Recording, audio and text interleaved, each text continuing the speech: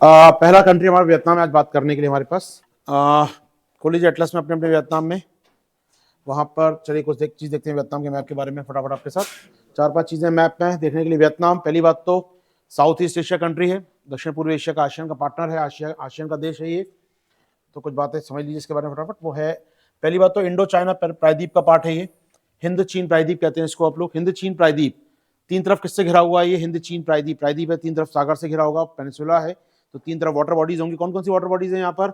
एक तरफ है ये आपका गल्फ ऑफ थाईलैंड, यहाँ पर इस साइड है गल्फ ऑफ टोंकिंग, और नीचे आपको यहाँ पर पैसिफिक प्रशांत महासागर का भाग है ये। तो ये तीन तरफ से घिरा हुआ है आपका, पानी से बॉडीज घिरी हुई है ये। तो हिंद चीन प्रायद्वीप का भाग है ये वियतनाम आपका।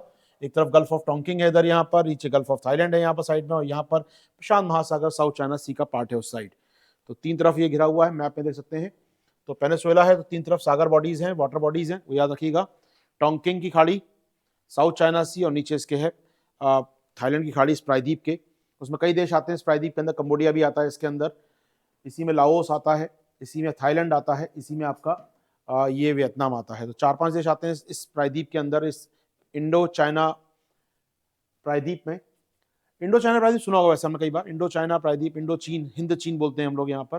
चाहे आप सुभाष चंद्र बोस की आप पढ़ेंगे, INA की बात करें, जब भी बात करेंगे, आज़ाद हिंद फौज की बात करेंगे, तो इंडो चाइना में उन्होंने अभियान चालू किए थे अपने। इंडो चाइना पे अगर कब्जे की बात आएगी तो यहाँ पर कॉलोनीज थी।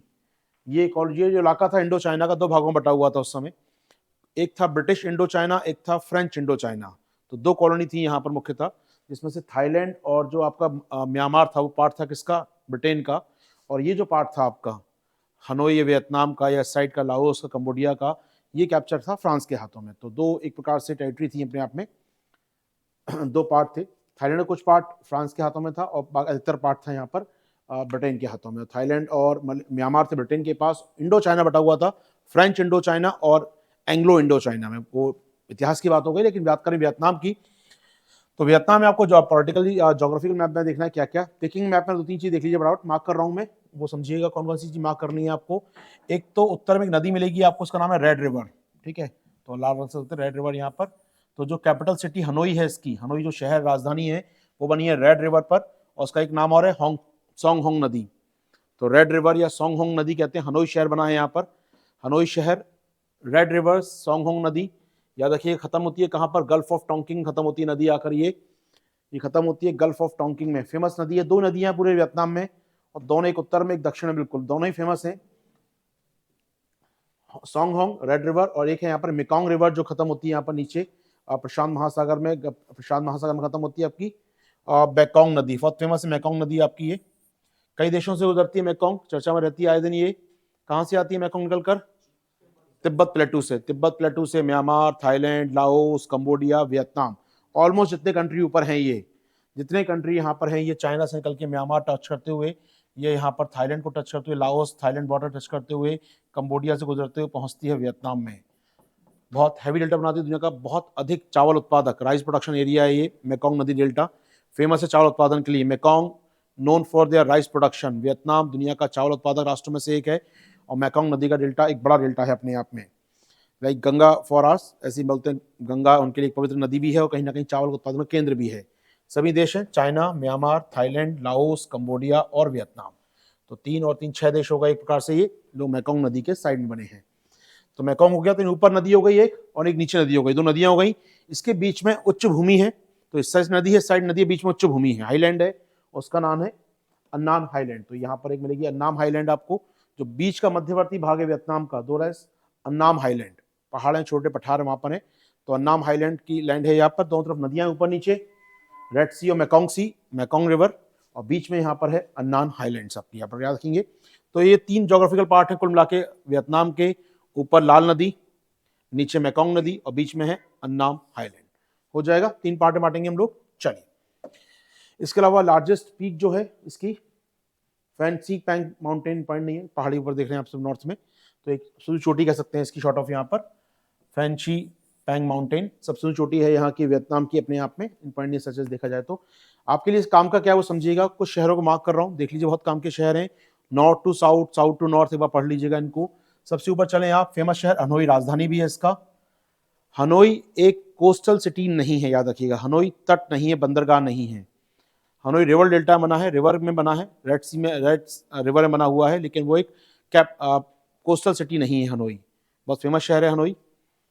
दूसरा यहाँ पर नीचे थोड़ा सा आप आएंगे, एक मिलेगा आपको यहाँ पर काम रहा। ये शहर मिलेगा, कोस्टल है, तटीय इलाका है, यूपीएससी पूछ चुका है। कैमरा पे क्वेश्चन CAMRANH, और इंपॉर्टेंट क्वेश्चन आया था साल 2011 में शायद आया था क्वेश्चन इस पर। कैमराहा पर कैमराहा एक प्रकार से तटीय इलाका है, नेवल बेस है ये, चाइना इसका वियतनाम का नेवल बेस है बड़ा यहाँ पर। और सेकंड वर्ल्ड वॉर से जहाँ या इंडिया के जहाज खड़े होते हैं यहाँ बहुत जाकर कई बार एक्सरसाइज करते हैं यहाँ पर हम लोग। तो कैमराहा एक कहना चाहिए मुझे ये गल्फ कहना चाहिए, तटीय बेस है, नेवल बेस है वियतनाम का। 2 शहर। तीसरा बड़ा शहर साइगॉन या हो चिन मिन सिटी। हो चिन मिन लार्जेस्ट सिटी ऑफ वियतनाम, हो चिन मिन संस्थापक के नाम पर, वियतनाम के संस्थापक हो चिन मिन के नाम पर, द ग्रेट हो चिन मिन, जिन्होंने वियतनाम को यूनिफाइड किया, वियतनाम को एक किया, लड़े वियतनाम के लिए। वियतनाम वॉर चला अमेरिका में, 10 साल लड़ाई करता रहा अमेरिका। तो हो चिन मिन, द ग्रेट हो चिन मिन के नाम पर। तो हो चिन मिन सिटी ये बनी है साउथ में। आपके 3-4 शहरों का नाम याद रखिएगा, हो पाएंगे? 3 शहर एटलीस्ट याद होने चाहिए आपको ये ऑर्डर वाइज। तीनों हनोई तो राजधानी है, एक है यहाँ पर फेमस कामरे, और तीसरा हो गया हो चिन मिन। गल्फ देख लीजिए, टोंकिंग की खाड़ी। टोंकी खाड़ी किसको अलग कर रही है? इधर है चाइना का हैनान प्रांत और इधर है वियतनाम का इलाका। तो 2 इलाके अलग होते हैं यहाँ पर टोंकिंग खाड़ी में। तो टोंकिंग खाड़ी 2 देश लगते हैं, चीन और वियतनाम काम के हैं आपके लिए। गल्फ ऑफ टोंकिन से 2 देश लगते हैं, इधर चाइना और इधर आपका लगता है वियतनाम। 6 थोड़ा काम का रहेगा। तो गल्फ ऑफ टोंकिन, पैंग शी पैंग चोटी का नाम हो गया, अन्नान हाईलैंड हो गई, 2 नदियां हो गई, और इंडो चाइना प्रायद्वीप का भाग हो गया। ये हो गया इसका फिजिकल मैप।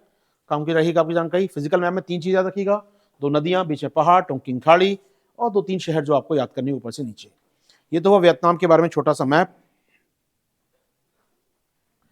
चलिए क्या होगा, ओके। एक क्वेश्चन आया था मेंस में कुछ साल पहले, strategic interest seems to be replacing commercial interest for the host country with regard to Cam Ranh Bay। अब सुन क्वेश्चन का नाम क्या था उसने, कैम रेन बे, वियतनाम का नाम ही दिया उसने। तो ये मालूम जी कैम रेन बे कहाँ पर है पहली बात तो कैम रेन बे में स्ट्रेटेजिक इंटरेस्ट इंपॉर्टेंट होते जा रहे हैं कमर्शियल इंटरेस्ट के मुकाबले। व्यापार तो होता ही था, लेकिन अब स्ट्रेटेजिक इंटरेस्ट इंपॉर्टेंट हो गए हैं। वहाँ पर सैन्य बेस है इंडिया का, या इंडिया के जहाज जाते रहते हैं यहाँ पर, वियतनाम का सैन्य बेस है यहाँ पर। तो कैम रेन बे पे क्वेश्चन आया था, मेन्स हो सकते हैं आप लोग, सीधा स्टेट दिया था उसने। तो बहुत ही इंपॉर्टेंट लोकेशन है कैम रेन, याद रखिएगा। अभी कुछ दिनों पहले हमारे यहाँ से गिफ्ट किया हमने जहाज INS का कृपाण में गिफ्ट किया है इनको। तो वही कैमरे में खड़ा है वो आजकल, कैमरेन भी नेवल बेसिन का याद रखिए काम की बात है। आइए बात करते हैं क्या न्यूज़ है वियतनाम संबंधित हमारे पास इस साल में। तो ये हो गया आपका बताया मैंने, अन्नान हाईलैंड हो गया, रेड रिवर हो गई आपकी, मेकोंग नदी हो गई आपकी, इंडो चाइना प्रायद्वीप का पार्ट है हो गया, हनोई राजधानी है, गल्फ ऑफ टैंकिन है यहाँ पर। वियतनाम बॉर्डर किससे करता है? चाइना, कंबोडिया और लाओस से इसकी सीमाएं टच होती हैं। 3 देशों सीमाएं टच होती हैं इसकी, 3 देशों सीमाएं इसकी टच होती हैं। CLC China, Laos, Cambodia. Vietnam की सीमाएं टच होती हैं 3 देशों से, थलीय सीमा या मैरीटाइम बाउंड्री या टेरिटोरियल बाउंड्री टच होती है 3 देशों से। चाइना, लाओस, कंबोडिया से टच होती है सीमाएं इसकी। सबसे छोटी बताई मैंने फैंग शी पैंग, सबसे छोटी है इसकी। चलिए आगे बढ़ते हैं हम लोग। बात करें वियतनाम की, न्यूज़ बहुत सारी आती है साल भर के अंदर, तो वह न्यूज़ कलेक्शन देख लेते हैं हम लोग, ठीक है। आगे बढ़े। ये तो मैप तो इतना ही था इसका करने का, इतना ही जानना है वियतनाम के बारे में, लेकिन इसका न्यूज़ बहुत सारी आई है वियतनाम पर हमारे पास। तो मेकोंग नदी देख सकते हैं, पहली बात तो 6 देशों से आती है। चाइना नाम बताया सबके मैंने आपको यहाँ पर, तो 6 देशों से आती है मेकोंग नदी। तो 6 देशों से गुजरती है, सबके नाम देख याद रखिएगा। चाइना से चलती है, म्यांमार बॉर्डर पे आती है, लाओस बॉर्डर पे गुजरते लाओस, थाईलैंड, फिर नीचे कंबोडिया और फिर पहुंचती है वियतनाम में। तो 6 देश हैं यहाँ पर ये, CLC और ऑफ कोर्स TMV। तो ये 3 देश CLC हो गए और MVT 3 देश हो गए यहाँ पर, China, Laos, Cambodia, Myanmar, Vietnam और थाईलैंड। 6 देश टोटल है इसके अंदर। चलिए व्हाटएवर, कहाँ खत्म होती है आके ये? खत्म होती है साउथ चाइना सी के नीचे, पैसिफिक ओशन में खत्म होती है। तिब्बत के पठार से निकलती है, खत्म होती है साउथ चाइना सी, और नीचे आके बिल्कुल थाईलैंड की खाड़ी, माफ कीजिएगा इस साइड आपका साउथ चाइना सी में हो पाएगा। चलिए मेकोंग नदी याद रखिए, बहुत काम की टॉपिक आता रहता है इस मेकोंग से। इसके अलावा बात करें भारत संबंधों में, देखिए हम लोग तो भारत संबंधों में 2016 से एक पार्टनरशिप है हमारे बीच। कौन सी? स्ट्रेटेजिक पार्टनरशिप साइन हो चुकी है 2016 से, कंप्रेहेंसिव स्ट्रेटेजिक पार्टनरशिप, समग्र रणनीतिक भागीदारी हम साइन कर चुके हैं 2016 में ही, भारत और वियतनाम। याद रखिएगा, अच्छा देश है वियतनाम, अच्छा दोस्त है वियतनाम हमारा। वियतनाम बहुत क्लोज फ्रेंड है हमारा इस एरिया में, और इस साल वियतनाम काफ़ी सुर्खियों में 2-3 कारणों से। अभी चाइना के राष्ट्रपति, अमेरिका के राष्ट्रपति, सबके साथ बात हुई है, अमेरिका ने साइन किया डील, चाइना से संबंध बहुत अच्छे हो रहे हैं इसके अभी। तो कहीं ना कहीं इंडिया के पीएम से बात हुई थी, इनके राष्ट्रपति इंडिया आए थे कुछ दिनों पहले, तो वॉट हमारे काम का है। स्ट्रेटेजिक पार्टनरशिप साइन हुई है इंडिया के 2016 में इनके साथ। इंडिया की एक्ट ईस्ट पॉलिसी का पार्ट है वियतनाम, सागर रणनीति का पार्ट है वियतनाम हमारी, और कहीं ना कहीं आप देखें यहाँ पर तो कहीं ना कहीं भारत के इंडो पैसिफिक विजन जो है भारत का, उसका इंपॉर्टेंट पार्ट है। तो कहीं ना कहीं भारत की एशिया प्रशांत या हिंद प्रशांत जो रणनीति है उसका अहम भाग है हमारे यहाँ पर। चलिए आइए आगे बढ़े आपके साथ। तो लिंकेज बहुत अच्छा है, कल्चर लिंकेज भी है। कल्चर लिंकेज कौन सा है हमारा वियतनाम के साथ? कल्चर लिंकेज, सांस्कृतिक संबंध कौन से वियतनाम से? बौद्ध धर्म है, और कुछ? हिंदू धर्म। क्या है हिंदू धर्म का? कौन सा मंदिर? अंकोर वाट कहाँ पर है? कंबोडिया में Angkor Wat, Angkor Wat Cambodia में। और कुछ इसमें थाईलैंड में? चलिए आते हैं कि करके रहा। दूसरी खबर समझिएगा, ये तो हो गया आपका। दोनों देशों ने डिफेंस की बात करें, दोनों देशों के रक्षा मंत्रियों ने इस साल जारी किया भारत वियतनाम रक्षा साझेदारी 2030, joint vision statement on India Vietnam defence partnership sign हो गई दोनों देशों के बीच 2030 की, यहां पर हुआ। इसके अलावा लॉजिस्टिक एग्रीमेंट, ये काम का है, वियतनाम ने भारत के साथ साइन किया लॉजिस्टिक एग्रीमेंट को, लॉजिस्टिक सहयोग को बढ़ाने के लिए एग्रीमेंट साइन किया है, यहाँ पर MLS साइन किया है। भारत पहला देश है इसने वियतनाम के साथ ऐसा काम किया है, एग्रीमेंट साइन किया है, यानी कि हमने एक mutual logistic support agreement sign किया है। किसके साथ? वियतनाम के साथ। भारत पहला देश है वियतनाम के साथ साइन करने वाला। भारत के पास कई हो चुके हैं, अमेरिका से कर चुके हैं, रूस से, क्वाड के सभी देशों से कर चुके हैं, रशिया से कर चुके हैं, इंडोनेशिया से कर चुके हैं, लेकिन वियतनाम के लिए हम पहले देश हैं जिससे हमने लॉजिस्टिक एग्रीमेंट साइन किया है। तो first such major agreement which Vietnam has signed with any country. तो वियतनाम के साथ समझौता करने वाला भारत पहला देश है, इसने म्यूचुअली लॉजिस्टिक एग्रीमेंट साइन। क्या होता है लॉजिस्टिक एग्रीमेंट? यूपीएससी पूछ चुका है इसको, लेमोआ पूछो तो यूपीएससी ने से कुछ साल पहले। लेमोआ एग्रीमेंट क्या होता है? लेमोआ पढ़ा हमने कभी RIIR में, लेमोआ समझौता अमेरिका के साथ हुआ था, लेकिन ये होता क्या लेमोआ समझौते या लॉजिस्टिक समझौते होते क्या है? अमेरिका के साथ उसका नाम लेमोआ है, दुनिया बहुत देशों में हम लोग करते रहते हैं। लॉजिस्टिक में मतलब हमारी जो सेनाएं हैं वहां पर जाएंगी बंदरगाह पर उनके, या उनकी सेनाएं यहाँ से गुजर रही हैं, हाँ एक दूसरे के बेस का प्रयोग कर सकते हैं, खाना पीना खाना है, रेस्ट करना है, तेल भरवाना है, सैनिकों को रेस्ट करने देना है, तो ये कम्युनिकेशन कर सकते हैं वो यहाँ पर। तो पीस टाइम में जब युद्ध ना चल रहा हो तो एक दूसरे के बंदरगाहों का प्रयोग, एक दूसरे की रसद आपूर्ति का प्रयोग, आपको तेल भरवाना है अपने जहाज के अंदर, सहायता चाहिए, कुछ आपदा आ गई आपको मदद चाहिए, तो समझौता होता है। तो लॉजिस्टिक सपोर्ट, एक प्रकार नाम से लॉजिस्टिक सपोर्ट। तो कई देशों से कर चुका है भारत लॉजिस्टिक, क्वाड के सभी देशों से लॉजिस्टिक हो चुका है हमारा, क्वाड के सभी देशों से, अमेरिका से, ऑस्ट्रेलिया से, जापान से, प्लस रशिया से कर चुके हैं हम लोग लॉजिस्टिक सपोर्ट एग्रीमेंट। इंडोनेशिया से कर चुका है भारत, और वियतनाम से भी कर चुका है भारत लॉजिस्टिक सपोर्ट एग्रीमेंट। लेकिन वियतनाम ने पहली बार किसी देश के साथ किया वो भारत है यहाँ पर, तो बहुत अच्छी बात है अपने आप में। ये क्लियर है टॉपिक हमको ये? तो लॉजिस्टिक सपोर्ट किया है वियतनाम ने भारत के साथ यहाँ पर। इसके अलावा काम की बात सुन लीजिएगा, ये हमारे काम का है। INS कृपाण की बात करें, INS कृपाण, ये जहाज खड़ा है पीछे आपको दिख रहा है। INS कृपाण को हमने गिफ्ट किया है वियतनाम को, गिफ्ट किया है वियतनाम को, पैसे नहीं लिए, गिफ्ट किया है। ये खुर्की क्लास का हमारा ये कॉर्वेट, ये जहाज INS कृपाण को गिफ्ट किया गया है। INS कृपाण को वियतनाम को गिफ्ट किया हम लोगों ने, और ये कहाँ खड़ा है? कैम्ब्रे में खड़ा है, कैम्ब्रे में खड़ा है, याद रखिएगा।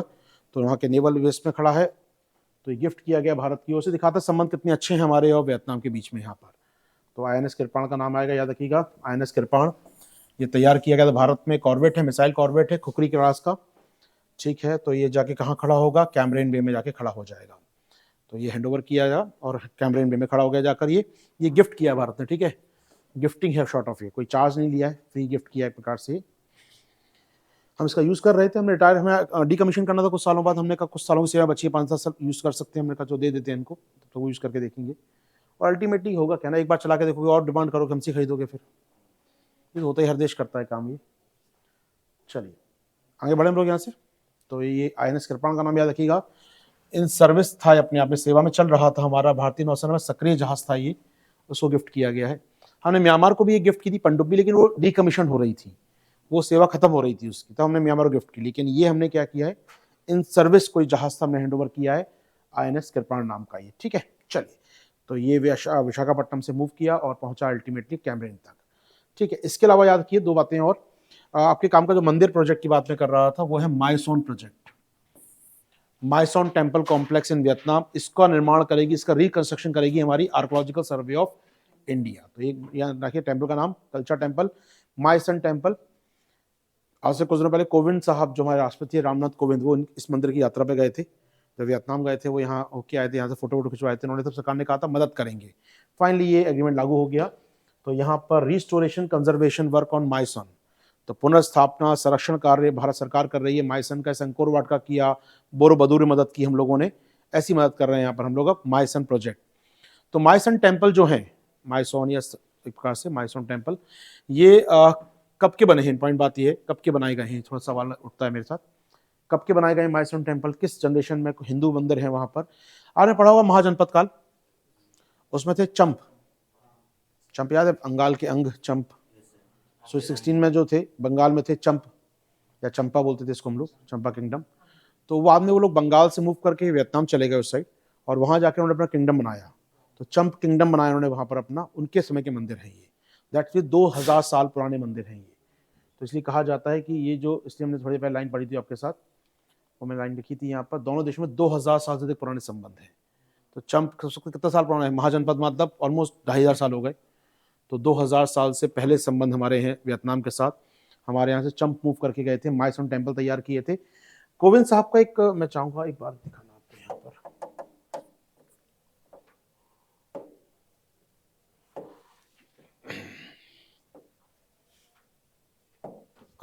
कोविंद साहब जो थे, राष्ट्रपति कोविंद,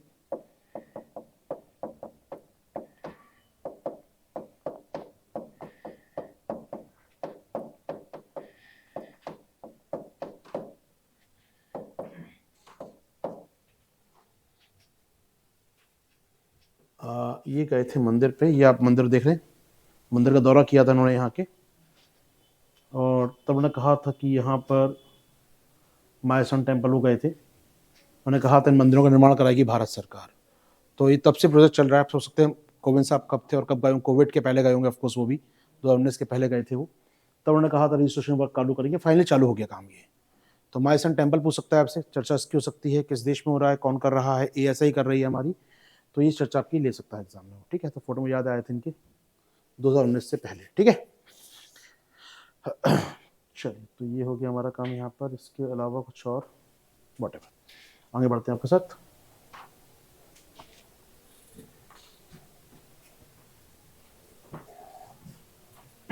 चलिए, तो ये हो गया माइसन टेम्पल। इसके अलावा दोनों देशों, भारत $100 मिलियन का ग्रांट दे रहा है यहाँ पर डिफेंस टाइज के लिए, ग्रांट है, अनुदान है, $100 मिलियन दे रहा है वियतनाम को, $100 मिलियन का ग्रांट अनुदान दे रहा है यहाँ पर ये, माफ कीजिएगा, नॉट ग्रांट, LOC दे रहा है, LOC दे रहा है। हथियार हमसे लेने पड़ेंगे उनको, लाइन ऑफ क्रेडिट दे रहा है, यानी हथियार ले लिए $100 मिलियन के हमसे, लाइन ऑफ क्रेडिट दे रहा है वो $100 मिलियन की, डिफेंस लाइन ऑफ क्रेडिट, यानी हथियार लेने पड़ेंगे $100 मिलियन के, मिल जाएंगे आपको, उधार बाद में चुका दीजिएगा। तो 100 मिलियन का हथियार लेना है, मतलब एक तो हथियार दे दिया फ्री, देखो उसको चला के, और हथियार चाहिए और ले जाएंगे, पैसे भी ले जाओ हमसे यहाँ पर, तो कुल मिला के LOC दे रहे हैं हम लोग यहाँ पर। चलो, हो पाएगा यहाँ पर काम सारा। चलिए, इसमें कुछ और तो जोड़ना नहीं है।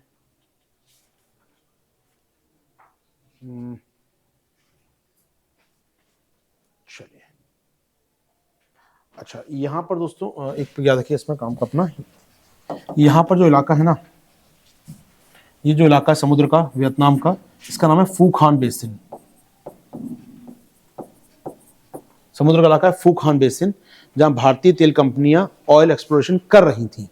चीन ने विरोध किया तो हमने भी कॉन्ट्रैक्ट खत्म रोक दिया है, लेकिन यहाँ भारतीय कंपनी काम कर रही थी। फू खान बेसिन इलाका है, तेल गैस के लिए जाना जा रहा है, साउथ चाइना सी का है। चाइना ने मना किया, आपत्ति हुई चीन को, कीमत करी इंडिया से, फिर हमने अपने ऐसे काम रोक दिया, मेरा भला प्रॉफिट वाले काम नहीं है, इकोनॉमिकली वो अच्छा का सौदा नहीं है अपने आप में, फिर हमने खुद ही अपना काम यहाँ बंद कर दिया। लेकिन चर्चा में रहा फू खान बेसिन, भारतीय कंपनी OVL यहाँ तेल गैस की खोज कर रही थी, चीन ने आपत्ति दर्ज कराई थी यहाँ पर, जिसके बाद भारत ने कहा इकोनॉमिक वायबल नहीं है प्रोजेक्ट, आर्थिक रूप से वहनीय नहीं है परियोजना यहाँ पर तेल की इसकी खोज करना, अपने यहाँ कर लेंगे इतने में तो हम, तो फिर हमने इस पर ध्यान नहीं दिया ज़्यादा प्रोजेक्ट पर। लेकिन आप सोच सकते हैं, मतलब विवाद हो रहा था, बेहतर है निकल जाओ वहाँ से, क्यों उलझे विवाद में हम लोग। तो फू खान बेसिन हो पाएगी बात हमारी ये। चलिए, तो वियतनाम में तो इंडिया वियतनाम की बात हो गई आपके साथ, बाकी वियतनाम और भी कारणों चर्चा में रहा है, ठीक है। एक्सरसाइज होती है वियतनाम के साथ विंडेक्स, विंडेक्स एक्सरसाइज है ये, मिलिट्री एक्सरसाइज है ये, थल सेना अभ्यास विंडेक्स, वियतनाम इंडिया बायलैटरल एक्सरसाइज, विंडेक्स नाम में छुपा है, वियतनाम इंडिया बायलैटरल एक्सरसाइज। तो ये अभी दिसंबर में हुई थी, कुछ दिन पहले तो हुई थी ये। इस बार वियतनाम में, एक साल वियतनाम में होती है, एक साल भारत में होती है। तो ये 2018 चल रही है लगातार, 18 से हो रही है, ये हर साल होती है। एक साल वियतनाम में होती है, एक साल भारत में होती है। इस बार ये वियतनाम में हुई थी दिसंबर महीने में। तो विंडेक्स 2023 मिलिट्री एक्सरसाइज। आगे बढ़े हम लोग यहाँ से, ये थल सेना अभ्यास, ठीक है। अच्छा, ये कुछ कीवर्ड है जहां पर वियतनाम का नाम चर्चा में आया साल भर के अंदर, एक एक बार जान लीजिए, बहुत आवश्यकता नहीं है, लेकिन नॉलेज वैसे न्यूज क्यों नहीं चाहिए आपको। जैसे कि ईयू और वियतनाम एक फ्री ट्रेड एग्रीमेंट साइन हो गया इस साल, इसका नाम रखा गया ईयू वियतनाम एफटीए। तो ये साइन हुआ है, वियतनाम को फायदा मिल रहा है काफी इससे, उसका कपड़ा का एक्सपोर्ट बढ़ रहा है, हमारे कपड़े का एक्सपोर्ट कम हो रहा है ईयू में। बताया था शायद, याद होगा, न्यूज एक आया था कि अब चूंकि वियतनाम से टैक्स नहीं लगता वियतनाम को कपड़ा बेचने में ईयू में, तो उसका कपड़ा सस्ता जा रहा है और हमारा कपड़ा महंगा हो गया है, कारण है हम पे टैक्स लगाता है ईयू हमारे कपड़े के ऊपर। तो कंपटीशन मिल रहा है वियतनाम से आपको काफी, ये एक बड़ी चर्चा रही। इसके अलावा पार्ट है वियतनाम किसका, सीपीटीपीपी का, ये चर्चा में रहा साल भर ये संगठन। सीपीटीपीपी यूपीएससी पूछ चुका है एक बार TPP question, Trans Pacific Partnership, Trump से अलग हो गए थे, लेकिन ये क्वेश्चन आ चुका है, यूपीएससी पूछ चुका है। सीपीटीपीपी क्या है ये, 11 देशों का एक ग्रुप है, अब इसमें ब्रिटेन भी शामिल हो गया, हालांकि 12 हो गया अब तो ये। तो 11 देशों का समूह जो बनाया गया था, इसको फ्री ट्रेड एरिया है, प्रशांत महासागर के दोनों ओर के देश, यानी अमेरिका साइड से, कनाडा साइड से, या इस तरफ के जो देश हैं वो शामिल हो रहे हैं। अमेरिका शामिल नहीं है, अमेरिका मना कर चुका है, लेकिन बाकी 11 देश, जापान, वियतनाम, कुछ आसियान के देश शामिल हैं इसके अंदर सीपीटीपीपी में। चीन नहीं है, ऑफकोर्स अमेरिका नहीं है इसके अंदर। सीपीटीपीपी आसियान के देश हैं, जापान है, और कुछ उस साइड के देश हैं जो पेरू वेरू हैं, वो शामिल हैं सीपीटीपीपी में। 11 देश हैं। याद रखिए, एक न्यूज और है यहाँ पे जोड़ने के लिए आपके पास, इसमें इस साल ब्रिटेन भी शामिल हो गया है सीपीटीपीपी में, तो 12वां देश ब्रिटेन बन गया इसमें शामिल होने वाला। तो सीपीटीपीपी एक बार से नॉट मेंबर नहीं बनाए, मुझे कहना मेंबर तो गलत हो जाएगा कहना, as a free trade sign किया उसने। बात करूंगा आगे जाकर इस टॉपिक पर, जब ब्रिटेन पढ़ाऊंगा आपको मैं। हाल फिलहाल याद रखिएगा सीपीटीपीपी में वियतनाम शामिल है, काम आएगा आपके लिए, 11 में शामिल है वियतनाम। इसके अलावा आईपीएफ का नाम चर्चा में रहा साल भर, आईपीएफ का नाम सुनाए, Indo Pacific Economic Framework, Bharat प्रशांत, हिंद प्रशांत आर्थिक मंच, नहीं वो नहीं, हिंद प्रशांत, अमेरिका ने बनाया था, 14 देशों का ग्रुप है, जिसमें 4 पिलर हैं, फ्री ट्रेड पिलर है, सप्लाई चेन पिलर है। तो इसके याद रखिए, आईपीएफ बताया तो मैं आपको एक करके सुन लीजिए, यहाँ पर न्यूज देख लेते हैं। तो यहाँ पर यूके ने पार्टनरशिप की है, ट्रांस पैसिफिक ट्रेडिंग पार्टनर शायद साइन किया इन्होंने, याद रखिएगा। तो यूके ने क्या किया है, ब्रिटेन ने क्या किया है, फ्री ट्रेड एरिया साइन किया है, किसके साथ, सीपीटीपीपी के साथ, ठीक है।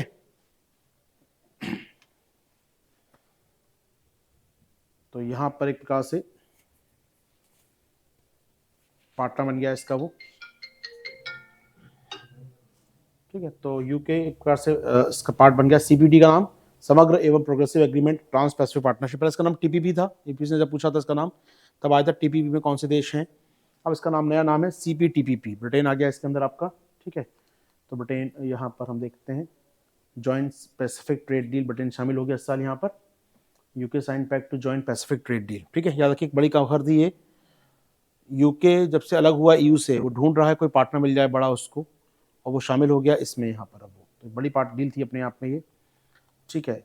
तो कौन कौन से देश हैं इसमें आप देख सकते हैं। तो यहाँ पर आप देश दिख रहे हैं, ऑस्ट्रेलिया है, न्यूजीलैंड है, जापान है, वियतनाम दिख रहा है आपको यहाँ पर, एक यहाँ पर मलेशिया दिख रहा है, मलेशिया दिखता है हमको यहाँ पर साइड में, कनाडा है, मैक्सिको है, पेरू है, चिली है। इनको मिला के बनता है क्या, 11 देशों का सीपीटीपीपी। इसमें ब्रिटेन भी शामिल हो गया है। पूछ सकता है सीपीटी में कौन कौन से देश हैं, तो नजर मार लीजिएगा कौन कौन से देशों पर देख लीजिए सीपीटीपी में। इसमें कनाडा है, दोबारा मैप में आएगा नाम, तो बार बताऊंगा नहीं शायद मैं फिर आपको हर बार, ठीक है ना। इनके नाम आएंगे तो बाय डिफॉल्ट याद रखिए 11 हैं, अब बार बार इनके नाम आएंगे देशों को कंपेयर नहीं करूंगा मैं, ठीक है। अब लिखवा रहा हूँ एक बार में, क्योंकि अभी पढ़ेंगे हम, इसके बाद थाईलैंड ही पढ़ने वाले हम लोग यहाँ पर। तो जापान है, इसमें आप देख रहे हैं यहाँ पर चिली है, मैक्सिको है, पेरू है, सिंगापुर है, न्यूजीलैंड, ब्रुनेई, चिली। ये इसमें कितने देश हैं, 3 6 3 9 2 11, 12वां ब्रिटेन हो गया, ठीक है। तो 12वां देश ब्रिटेन हो गया। याद रखिए 11 देश पूछ सकता है, क्योंकि नया ब्लॉक है, यूपीएससी ऑलरेडी भी पूछ चुका है। पहले अमेरिका था इसके अंदर 12वां देश, ट्रंप ने अमेरिका को अलग करवा दिया, बचे 11, उन्होंने साइन किया 11 देशों ने।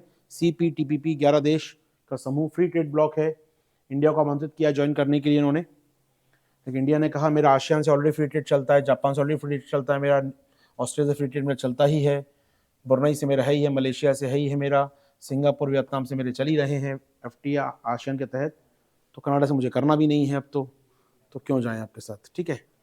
वॉट एवर, हो पाएगी बात हमारी, याद करेंगे, बार बार नाम नहीं लिखवाऊंगा सबके में, एक बार ढंग से देख लीजिए। CPTP ब्लॉक आपका काम का रहेगा, फ्री ट्रेड ब्लॉक है, 11 देशों का साइन हो चुका है, ठीक है। अब इसमें ब्रिटेन भी शामिल हो गया है, 11 देश, बड़ा मार्केट है, 14-15 ट्रिलियन डॉलर का मार्केट है इन देशों का, बड़ा मार्केट है अपने आप में। यूके ने ज्वाइन कर लिया है CPTPP को, ठीक है। वियतनाम से न्यूज आई, बाकी साउथ चाइना सी वाले वियतनाम चर्चा में रहता है। साउथ चाइना सी में 2 आइलैंड आपके फेमस कौन कौन से हैं, पार्सेल और स्प्रेटले, जिस पर वियतनाम क्लेम करता है अपना, पार्सेल द्वीप और स्प्रेटले द्वीप, जिसको लेकर वियतनाम क्लेम करता रहता है, चाइना से लड़ाई चलती रहती है इसकी। तो 2 आइलैंड हैं, स्प्रेटले और पार्सेल, जिनको लेकर वियतनाम के अपने क्लेम हैं, जिनको लेकर वियतनाम क्लेम करता है। स्प्रेटले और पार्सल द्वीप पर मैप पे देख सकते हैं कहाँ कहाँ पर हैं ये, नहीं यहाँ दिख रहे हैं क्या, इसमें नहीं दिख रहे हैं, एक मैप पर होगा शायद, ये रहा, कौन कौन से हैं ये, तो आप यहाँ देख रहे हैं, यहाँ पर है आपका ये पार्सल द्वीप समूह है, ये पार्सल है, और यहाँ बना है स्प्रेटले, और ये है स्कारबोक शॉल जिसका फिलीपींस से लड़ाई चलती है चाइना के साथ, ठीक है। लेकिन वियतनाम क्लेम किस पे करता है, पार्सेल पर और स्प्रेटले पर, दोनों चाइना अपने क्लेम करता है, वियतनाम भी क्लेम करता है। तो स्प्रेटले और पार्सेल पर दोनों आइलैंड याद रखिए, काम आएंगे आपके, चर्चा होती रहती है यहाँ पर। नोटिस कर रहे हैं आप यहाँ पर कुछ ग्रीन ब्लॉक आपको दिख रहे हैं, ये ग्रीन ब्लॉक दिख रहे हैं आपको, ये वही ऑयल फील्ड है यहाँ पर, जो मैंने कहा ना आप थोड़ी पहले, फूखान बेसिन। तो फूखान बेसिन जो है, बेसिन भले फूखान का नाम उसका है, लेकिन जो यहाँ पर कई सारे ऑयल फील्ड हैं, बेसिन है बड़ा सा है वो, तो इस पूरे बेसिन को हम लोग क्या बोलते हैं, फूखान बेसिन। कई इसमें तेल ब्लॉक हैं छोटे छोटे, जहाँ इंडिया को अधिकार दिया गया था माइनिंग करने का, तो फूखान बेसिन कहलाता है ये। तो देख रहे हैं कौन सा इलाका है ये, चाइना के, या मुझे कहना चाहिए वियतनाम के साउथ ईस्ट में, ठीक है। थोड़ा काम का है रखिएगा, वहीं बना है कैमरेन बे, तो यहाँ जहाज खड़ा कर दिया हमने अपना नेवल बेस के तहत, तो सारा काम आसान था हमारे लिए, ठीक है। तो पार्सल द्वीप भी है यहाँ पर लड़ाई करने के लिए, आपके पास स्प्रेटले भी है और फूखान बेसिन का इलाका भी है, हो पाएगा, याद कर पाएंगे हम लोग यहाँ पर। तो ये स्प्रेटले, पार्सल और चाइना के साथ लड़ाई चल रही है, स्प्रेटले पार्सल को लेकर, ठीक है। और कुछ जोड़ना है हमको यहाँ पर, ये हो गया फिलीपींस, वियतनाम की बात हो रही है, वियतनाम की बात कर लेते हैं। और कुछ हमारे वियतनाम में IPF बन गया है, चालू हो गया IPF, 14 देश हैं IPF में, आपको याद होना चाहिए 14 देश, आपकी स्क्रीन पे लिखे हैं, फटाफट देख लीजिए जरा। तो ऑस्ट्रेलिया है, ब्रुनेई है, फिजी है, 4, 5, 6, 7, 8, 9, 10, 11, 13, 14 देश हैं यहाँ पर, देख लीजिए एक बार स्क्रीन पर, 14 देश, Australia, Brunei, Fiji, Bharat, Indonesia, याद होने चाहिए आपको, बार बार नहीं बताऊंगा मैं, फिलीपींस पढ़ेंगे या कोई और देश पढ़ेंगे वहां भी बताऊंगा IPF मेंबर है, बस याद हो जाने चाहिए आपको। CPTPP IPF पूछता है UPSC सीधे पूछेगा आसियान के मेंबर कौन से हैं, सीधा पूछता है वो एपेक के RCEP मेंबर कौन से हैं, सीधे क्वेश्चन आता है UPSC, वो इंडिया मेंबर है इसका, न्यूज़ में रहा है साल भर, 1.5 साल से बना है, मई 2022 में इसको बनाया गया था, इस समूह को इंडिया और अमेरिका के सहयोग से बनाया गया समूह, इंडिया इनिशिएट कर रहा है इसको बनाने में, तो बहुत काम का ग्रुप है आपके लिए ये।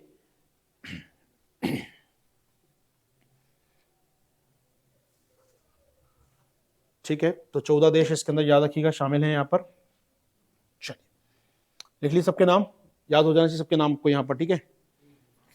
पूछूंगा तो याद होना चाहिए 17-14 नाम कौन कौन से हैं, क्योंकि ये वो ग्रुप है जो 14 हैं, 10-12 मेंबर हैं, तो याद होना चाहिए आपको, ये कोई समझौता नहीं है इसके अंदर। फिजी भी है छोटा सा, और अमेरिका भी इतना बड़ा सा वहाँ पर, और भारत आबादी में बड़ा देश वो भी है इसके अंदर, तो ठीक है याद रखिएगा, सभी देश बड़े अच्छे देश हैं इसमें, और वियतनाम भी है यहाँ पर, और ऑफकोर्स इंडिया भी है इसके अंदर, ठीक है, दोनों काम के हमारे लिए। आगे बढ़े हम लोग यहाँ से, IPF के बारे में नॉलेज होना चाहिए, IPF क्वेश्चन वैसे अलग से आ सकता है आपके लिए। IPF 4 पिलर हैं IPEF के, तो 4 पिलर हैं IPEF के, क्या क्या 4 पिलर हैं आपको याद होना चाहिए। 4 खंड कौन कौन से हैं इसके, व्यापार है, सप्लाई चेन है, क्लीन एनर्जी है, क्लीन इकोनॉमी है, और गुड गवर्नेंस या निष्पक्ष अर्थव्यवस्था। 4 पिलर हैं इसके। जो अब एक पिलर साइन हुआ था रिसेंटली, लास्ट मंथ, इसी महीने में साइन हुआ था, कौन सा था वो, सप्लाई चेन का, ये एग्रीमेंट साइन हो गया 4 में से। इंडिया एक का पार्ट नहीं है, किसका नहीं है, इसका पार्ट इंडिया नहीं बना है, अच्छी बात है यहाँ पर। तो 2 से 4 में शामिल हो चुका है, जबकि 1 में शामिल नहीं हुआ है, 1 में उसने ज्वाइन नहीं किया है, वहां उसको पर्यवेक्षक प्राप्त है केवल, बाकी 3 का मेंबर है वो, जिसमें से एक फाइनलाइज हो गया इस महीने, वो कौन सा था, सप्लाई चेन फाइनलाइज हो चुका है IPF का, इंपॉर्टेंट एग्रीमेंट है, सप्लाई चेन लागू हो चुका है। इसमें कहा गया कि चीन में निवेश नहीं करेंगे और चीन का विकल्प ढूंढने का प्रयास करेंगे, सारी बातें हैं, वो करंट अफेयर्स की न्यूज़ है आपकी। लेकिन मैं चाहूंगा याद रखिएगा IPF का नाम आप लोग। ऑनलाइन क्लियर चल रहा है मामला, चैट बॉक्स में अगर हैं आप तो एक बार हम लोग देख लेते हैं यहाँ पर।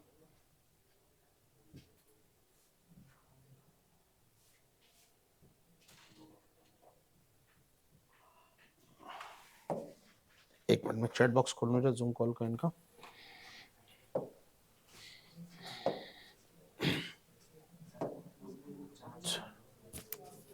आवाज नहीं आ रही है किसी को क्या?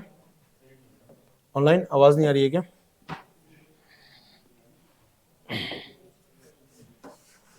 ऑल ओके सर, चलिए मूव करते हैं।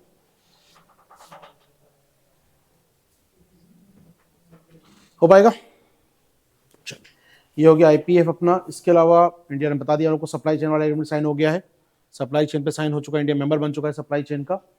IPF भारत आर्थिक प्रशांत आर्थिक framework, Indo Pacific Economic framework, इसमें से चौथा वाला जो तीसरा पिलर था आपका, दूसरा पिलर कौन सा था? दैट वन इज आपूर्ति श्रृंखला, वो साइन हो गया है। पीयूष गोयल थे अमेरिका में कुछ दिनों पहले, वहां उन्होंने साइन किया जाकर इसको। चलिए, इसके अलावा एक नाम और वियतनाम का नाम चर्चा में रहा JTB पैक्ट की वजह से। JTB पैक्ट, आइए फटाफट देखते हैं, ऊपर हमारे कुछ पॉइंट थे यहाँ पर, कहाँ गया वो सारे नाम थे एक साथ। ओके, तो ये हो गया वियतनाम, CPTP, IPF हो गया। एपेक का समिट हुआ इस बार कहाँ पर? सैन फ्रांसिस्को में। एपेक का समिट हुआ है सैन फ्रांसिस्को में। कुछ देर न्यूज आई थी कि चीन के राष्ट्रपति मुलाकात किए जो बाइडेन के साथ वहां पर, अच्छी बात है। एपेक के मेंबर में आता है वियतनाम, याद रखिएगा, वियतनाम एपेक का मेंबर है। 21 मेंबर हैं एपेक के। एपेक का पूरा नाम Asia Pacific Economic Corporation, Asia प्रशांत आर्थिक सहयोग, एशिया प्रशांत आर्थिक सहयोग। इंडिया मेंबर नहीं है एपेक का, मेंबरशिप की बात चल रही है इंडिया की। चीन विरोध कर रहा है कि भैया इंडिया साउथ या प्रशांत महासागर टच नहीं करता, इंडिया नहीं आना चाहिए इसको यहाँ पर। तो 21 देश जो प्रशांत महासागर के आसपास के हैं, इसमें चाइना भी है, अमेरिका भी है, एपेक। तो उसका समिट हुआ इस साल का सैन फ्रांसिस्को में कुछ दिनों पहले। वहां राष्ट्रपति जो बाइडेन से मिलने पहुंचे चीनी राष्ट्रपति, बड़ी बात थी अपने आप में। और वियतनाम किसका मेंबर है? एपेक का मेंबर भी वियतनाम है, याद रखिएगा। और वियतनाम लगातार समर्थन करता है कि भारत को बनाया जाए एपेक का मेंबर। तो 21 देश हैं एपेक के अंदर। मीटिंग इस साल कहाँ हुआ? सैन फ्रांसिस्को में इसका। चलिए, काम की चर्चा नहीं है। JTB पैक्ट की बात करने, सुन लीजिए ऑनलाइन।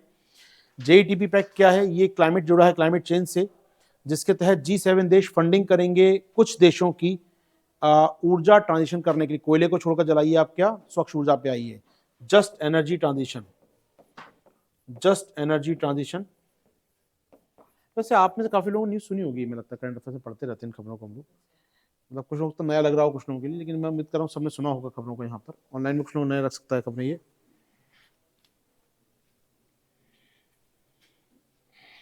स्पीड ज्यादा है क्लास की क्या? हाँ, नहीं मतलब और धीरे करना है। PT 26 मई को है, PT 26 मई को है, बस तो याद रखिएगा, सब याद हो जाएगा फिर। मतलब मैं और तेज हो जाऊं जल्दी जल्दी ना चीजें, क्योंकि है ना यार, अब मैं बताऊं खबर, आगे बढ़ो यार यहाँ पर। मतलब खबरें इंडेक्स ढूंढते रहो, एपेक में क्या है, मेरा काम का नहीं है। वियतनाम एपेक चर्चा में आया काफी इतना, अब ढूंढते रहो वियतनाम कहाँ पर है क्या है, क्योंकि वो ट्रेडिशनल खबर है अपने आप में। अब एक पे 21 मेंबर है एपेक के, मीटिंग कहाँ हुआ, ये पुरानी बातें हो गई मेरे लिए। एपेक है, उसमें वियतनाम है, काम की खबर है। वियतनाम इंडिया का समर्थन करता है, काम की खबर है। यानी एपेक चर्चा में आ गया आपके लिए, एपेक को नालूस होना चाहिए फिर आपको। अब उसके मेंबर कौन है मैं लिखवा रहा हूँ, CPTPP के नहीं मैं लिखवाना चाहिए वैसे मुझे कायदे से, तो और फास्ट हो जाना चाहिए मुझे यहाँ पर। अगर मुझे 5 कंट्री करने एक दिन के अंदर तो फिर नहीं हो पाएंगे ऐसे, तो एक ही पटके तीर से हम लोग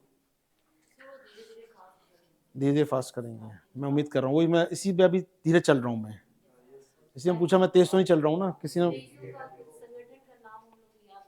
ठीक है, इसलिए मैं थोड़ा धीरे चल भी रहा हूँ अभी। मुझे मालूम है आगे जाकर तो नाम बताऊंगा, बढ़ जाऊंगा आगे में, ठीक है, क्योंकि चीज़ें कॉमन होती जाएंगी फिर ना, इसलिए थोड़ा सा आसान हो जाएगा। देखिए लिख नहीं, बच्चों की क्या, किसी ने मुझे कहा ऑनलाइन, एक ही व्यक्ति ने कहा है कि सर लिख नहीं पा रहे हैं, दोबारा सुन लें ऑनलाइन, ये कह सकता हूँ यार, मतलब क्या, अब वो बाद में सुन लेना आराम से धीमा करके उसको।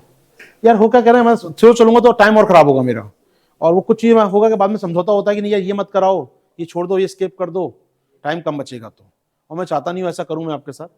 तो क्लास अगर एग्जाम में इधर भी सुन लो यार, पैसे मुझे दिए ना पढ़ने के लिए, आपस में बात करनी तो बाहर लाइब्रेरी है, बाहर बात कर सकते हो, क्लास में आए हो तो एक एक मिनट का फायदा उठाओ यहाँ पर। चलिए एक बार मैं ऑनलाइन देख लूँ यहाँ पर चैट, इसमें भी चैट चल रही होगी। All okay sir, all okay है, ठीक है सर। चलो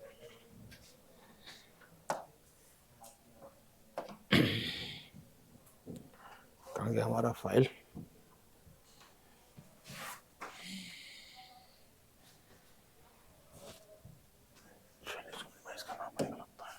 ओके।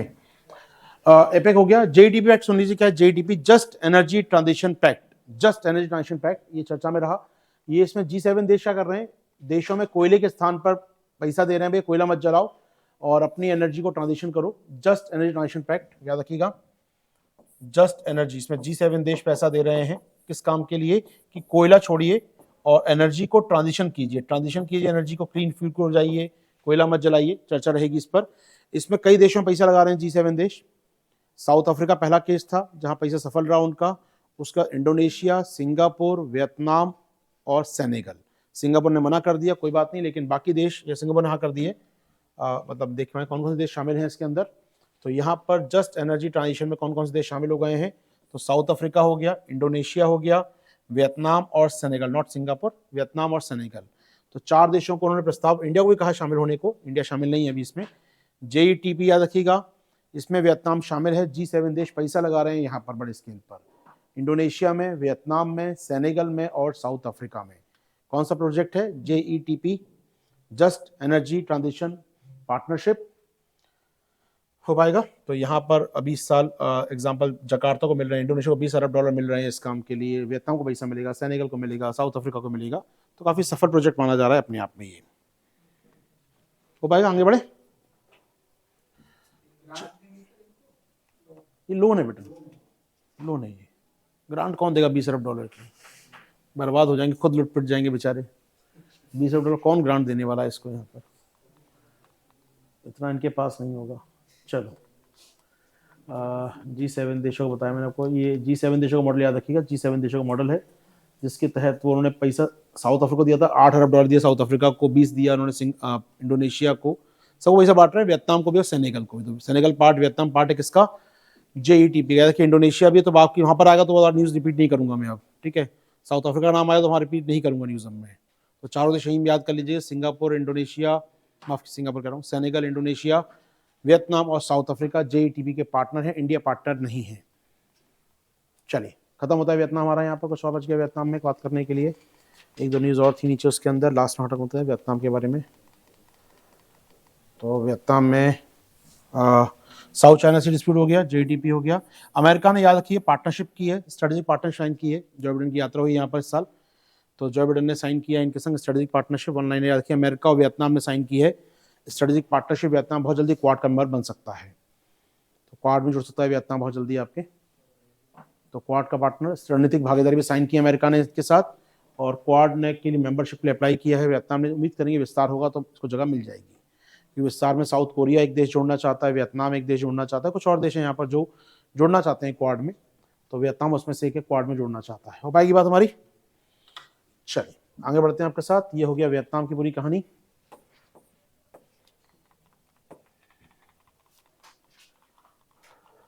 सारी वियतनाम की न्यूज़ कर दी हम लोगों ने, माइसन टेम्पल भी हो गया, सारी बात हो गई। चलिए बात करते हैं थाईलैंड के बारे में।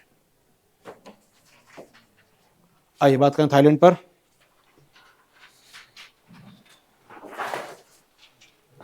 थाईलैंड में दोस्तों 3-4 चीज़ें जोग्राफिकल फिजिकल मैप में देख ली, 3-4 चीज़ें मिलेंगी आपको फिजिकल मैप में। एक तो यहाँ का थोड़ा प्लेन इलाका है, पठारी इलाका है पूरा। ये इलाका जो है पठारी इलाका है यहाँ का। ये यहाँ का प्लेटू है अपने आप में, पठारी इलाका, इसका नाम है खोराट प्लेटू। तो खोराट प्लेटू याद रखिएगा। खोराट प्लेटू कौन सा है, थाईलैंड के नॉर्थ ईस्ट में पूरा पठारी इलाका है, खोराट प्लेटू है। यहाँ से फेमस नदी निकलती है, मुन नाम की नदी निकलती है यहाँ से, एक मुन फेमस नदी निकलती है, मुन यहाँ से एक, ठीक है, जो one of the largest river में से एक है यहाँ की मुन नदी।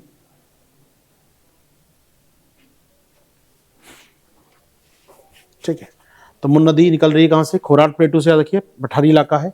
और उसकी सीमा टच होती है किन किन से, यहाँ पर लाओस से टच हो रही है, कंबोडिया से टच हो रही है, इधर वियतनाम से और नीचे मलेशिया से। तो कई देशों से सीमा टच होती हैं इसकी, यहाँ लाओस से, इधर कंबोडिया से, यहाँ जा रहा है ये बर्मा से टच या म्यांमार से टच होती है सीमाएं, और यहाँ टच होती है नीचे इसकी मलेशिया से। तो 4 देशों से सीमाएं टच होती हैं इसकी, याद रखिएगा। इसमें एक तो हो गया खोराक प्लेटू, याद करेंगे हम लोग, ठीक है। एक फेमस नदी जो बैंकॉक के पास से गुजरती है, सब नदियां मिल जाती हैं उसी में आके अल्टीमेटली, वो है आपकी चाओ पराया नदी। तो ये नदी का नाम याद रखिएगा, चाओ पराया नदी। ये सभी नदियां जो गुजर रही हैं यहाँ से, सभी जो चाओ पराया आया या मून आ गई यहाँ से, ये सभी जुड़ जाती हैं, चाओ पराया नदी बनती है। बैंकॉक बना है इसी नदी पर, तो नदी डेल्टा बना है अपने आप में। ये चाओ पराया नदी यहाँ पर देख रहे हैं, तो बैंकॉक शहर बना है इसी नदी में, सारी नदियां जुड़ जाती हैं, उसका कॉमन नाम है यहाँ पर। मोन नदी भी जुड़ जाती है, मिंग भी जुड़ जाती है, सब नदी जुड़ जाती है यहाँ पर आकर, और एक नदी बनती है वो चाओ फ्राया रिवर, लार्जेस्ट रिवर है यहाँ की।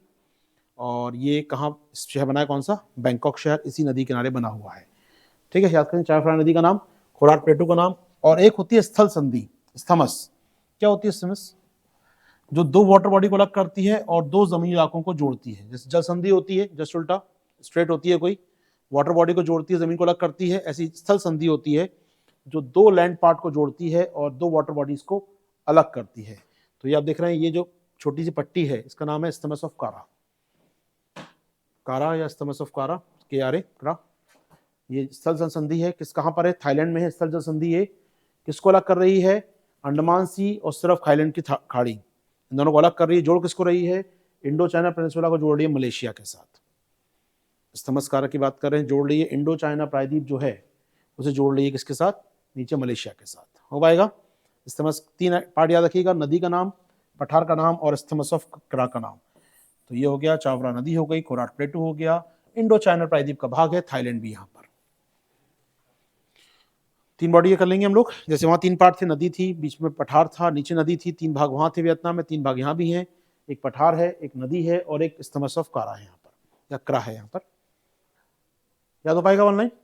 जो 3 पॉइंट आपको याद करने हैं, 3 ज्योग्राफिकल मैप में नदी का नाम मिल रहा है, सब कुछ आपके मैप में, एटलस में। स्थमस ऑफ कारा मिल रहा है। कल से काम कीजिए, मार्कर लेके आया कीजिए, हाईलाइटर वाला, जो मैं बोल रहा हूँ उसको हाईलाइट कीजिए तुरंत वहाँ पर मैप में, और वहीं पर एटलस में लिख लिया कीजिए, जो बता रहा हूँ लाइन, नोट्स में बनाइए अलग से। एटलस को रंगना चालू कीजिए, बड़ा कीमती एटलस होगा, रंग अच्छा लगेगा उसको। नोट्स वोट मत बनाइए बैठ के कॉपी के अंदर, नहीं याद कर पाएंगे। एटलस रखिए वहीं पर, बनाते हैं अपने, ड्रॉ करते हैं हाथ से, आप मतलब ही नहीं है यार, वहीं गोला मारा, अंडरलाइन किया, वहीं एक लाइन लिख दी छोटी सी। इतने फैक्ट्रीज लिखने हैं यार, एटलस नहीं कहाँ यूज करोगे फिर इसका। जिससे याद करने बहुत आसानी होगी, रिवाइज करने में हर एक पेज पे कुछ नोट्स होंगे आपके, आपका एटलस पूरा नोट्स वाला होगा अपने आप में। मेरा एटलस दिखाऊंगा आपको लाके, मतलब पूरा एटलस भर देते थे हम लोग, एक एक कोने में जगह बिल्कुल जहाँ फॉन्ट में वहीं लिख दिया। कोई न्यूज़ है, वर्ल्ड न्यूज़ पूरा IR मेरा होता था उसी मैप एटलस में मेरा। तो उस एटलस का यूज कीजिए, उसको आपको याद होगा बार बार। वहीं लिखने से कहा थाईलैंड को खबर आई तो वहीं जोड़ देंगे इस मैप पर आप, जैसे थाईलैंड की खबर बार बार आपको याद रहेगी क्या आती रही है यहाँ पर। अब ये कलेक्शन जो तैयार हो रहा है वो कहाँ से बना कर आया हूँ साइड न्यूज़ में। मैंने जो आपने देखा लाइन लिखी है वो मेरे जो एटलस बनाता हूँ मैं घर पे अपना फिजिकल एटलस, उसमें जगह जगह लिखा है मैंने वहाँ चीज़ें। तो मैं बनाना वियतनाम को खोलना था मुझे आज, ओके ये न्यूज़, अब मैं ढूंढा अपने लैपटॉप में कहाँ आई थी, ये उठा के डाल दी स्लाइड मैंने यहाँ पर। फिर मैंने अपने एटलस में लिखा था सारे पॉइंट वहाँ पर, एपेक का समिट या वियतनाम का समिट, कोम्बे में खाड़ी गया, INS किरपाण की बात हो गई, वहाँ लिखा था INS किरपाण, तो याद हो, अच्छा वियतनाम में INS किरपाण, इतना याद हो गया। बाकी ढूंढ लो कहाँ है स्लाइड में, फिर जाके इतना ही फैक्ट याद होना पड़ेगा तो जरूरी है अपने में। तो एटलस का यूज़ करिए अपने ढंग से, एटलस में लिखना चालू कीजिए, हाईलाइटर लेकर आइए, हाईलाइट कीजिए जो लोकेशन बताई मैंने उसको, और वहाँ पर एक बगल में पेंसिल से लिख दीजिए। पेंसिल से लिखना चालू कीजिए, क्योंकि पेंसिल से मिटा सकते हैं बाद में आप उसको, बड़ा छोटा करना है आपको जब घर जाके उसको सही भी कर सकते हैं।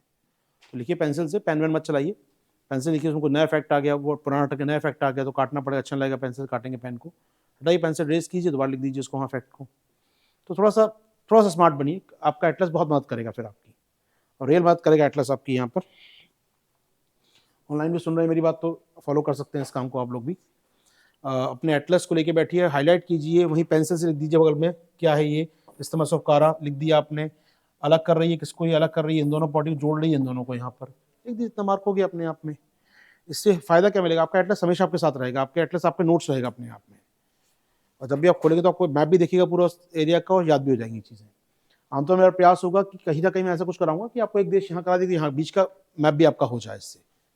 तो भले बीच का कंट्री इंपॉर्टेंट ना हो, लेकिन फिर भी एक बार हो जाए, मान लो यहाँ से मेकोंग नदी जा रही है, नोम पेन, 2 चीज़ काफ़ी कंबोडिया के बारे में। चलिए आगे बढ़े। तो प्लीज़ कल से मैप सभी लोग लेकर आइए और उस पर पेंसिल लेकर आइए, साथ में अपने कॉपी पेन लेकर मत बैठिए, पेंसिल से उसी नोट्स वहीं पे लिखिए चीज़ों को। और ज़्यादा हो तो साथ में स्टिकी नोट्स आते हैं आजकल, वो ले आइए, उस पर लिख लीजिए, वो चिपका दीजिए एटलस पर अपने। अगर लगता है पेज कम पड़ रहा है लिखने का तो उस पर लिखा वहीं चिपका दिया एटलस पर अपने, तो याद रहेगा आपको वहाँ पर, हमेशा वो चीज़ याद हो जाएगी हमेशा के लिए। थोड़ा सा स्मार्ट काम कीजिए, वरना ऐसे तो कॉपी में कब तक लिखेंगे, कॉपी खोलेंगे फिर एटलस खोलेंगे, कॉपी मैप बनाना पड़ेगा आपको, कहाँ समय खराब करना है, चीज़ें इतनी है ही नहीं वर्थफुल ये। एक बार पढ़ लीजिए, एग्जाम में आ जाएगा, दोबारा मेंस में कभी नहीं आने वाला ये। पीटी क्वालिफाई करने के लिए ये काम करना चाहिए आपको। चलिए आगे बढ़े हम लोग यहाँ से। फटाफट देख लीजिए, एक चीज रखिएगा, थाईलैंड जो आता है कर्क रेखा और माफ कीजिएगा, ये कर्क रेखा और नीचे भूमध्य रेखा, इनके बीच में आता है पूरा ये। कोई रेखा से नहीं काटती, ऊपर से जा रही है इसके ट्रॉपिक ऑफ कैंसर और नीचे जा रही है इसके मेडिटेरियन या माफ कीजिएगा इक्वेटर लाइन हमारी यहाँ पर। तो पूरा ये देख लीजिए आशा ने कौन कौन से देश हैं जो पूरा काटती है या लाइन नहीं काटती है। तो कर्क रेखा इसके ऊपर से जा रही है थाईलैंड के, और इक्वेटर इसके नीचे से जा रहा है यहाँ पर, ठीक है। वियतनाम भी सेम बात है, वियतनाम के लिए भी सेम पूछ सकता है कि स्टेट में लिख दिया कर्क रेखा वियतनाम को काटती है, हो गया गलत आंसर। सब तो मैं पढ़ा दिया, सर ने बताया नहीं, सर ने जाती है कि नहीं जाती है, तो एक बार में देख लीजिए, एक बार में याद कर लीजिए कौन कौन से देश आपको दिख रहे हैं यहाँ पर, काम हो जाएगा आपका। तो ये वियतनाम दिख रहा है आपको यहाँ पर, लाओस दिख रहा है, कंबोडिया दिख रहा है, थाईलैंड दिख रहा है, ये सभी कंट्री कौन से हैं जो एग्जैक्टली बीच में है इनके, ठीक है। बात करें फिलीपींस पूरा का पूरा किसके बीच में है, कर्क और इक्वेटर के बीच में है, लेकिन म्यांमार को काट रही है कर्क रेखा, ठीक है। इधर आप आइए, मलेशिया को काट रही है, यहाँ पर इंडोनेशिया को काट रही है कर्क रेखा, इक्वेटर काट रहा है आपका। मलेशिया कहाँ पर है, ये मलेशिया है पूरा, मलेशिया भी किसके ऊपर है, बुरनई ऊपर है, बुरनई मतलब ये बुरनई देश जो है एज अ देश, उसको तो ऊपर ही है उसके, लेकिन इंडोनेशिया तो कट ही रहा है इक्वेटर से, वो तो जाता ही बीच में, जावा से होकर जाती है, सुमात्रा से होकर जाती है लाइन में। एक बार देख लीजिएगा, कर्क रेखा और थोड़ा क्वेश्चन बन सकते हैं इस एरिया में, पूछता है सवाल, क्योंकि ये थोड़ा सा करीबी भी हमारे यहाँ पर, और ये पॉइंट लाइन भी है आपके आसपास की, ठीक है। और खासकर ये जो से हमने बनाया ना सोलर अलायंस, तब से कर्क रेखा मकर रेखा देश इंपॉर्टेंट बन जाते हैं हमारे लिए, जिन देशों में अच्छी सनलाइट आती है, ठीक है। तो उधर के भी आप देख लेंगे बाद में, जैसे बताया था मैंने आपको कल, यूएई से गुजरती है आपकी कर्क रेखा, ओमान से बात की थी हम लोगों ने, तो इस तरफ यहाँ तो मुश्किल नहीं था, सऊदी जा रही है कि 2 देश हैं, लेकिन यहाँ पर काफ़ी सारे देश हैं जो कन्फ्यूजन कर सकते हैं आपके लिए। तो यहाँ पर जो ट्रॉपिक ऑफ कैंसर है आपका, कर्क रेखा जो है यहाँ पर ट्रॉपिक ऑफ कैंसर है, वो म्यांमार को काट रहा है, ठीक है।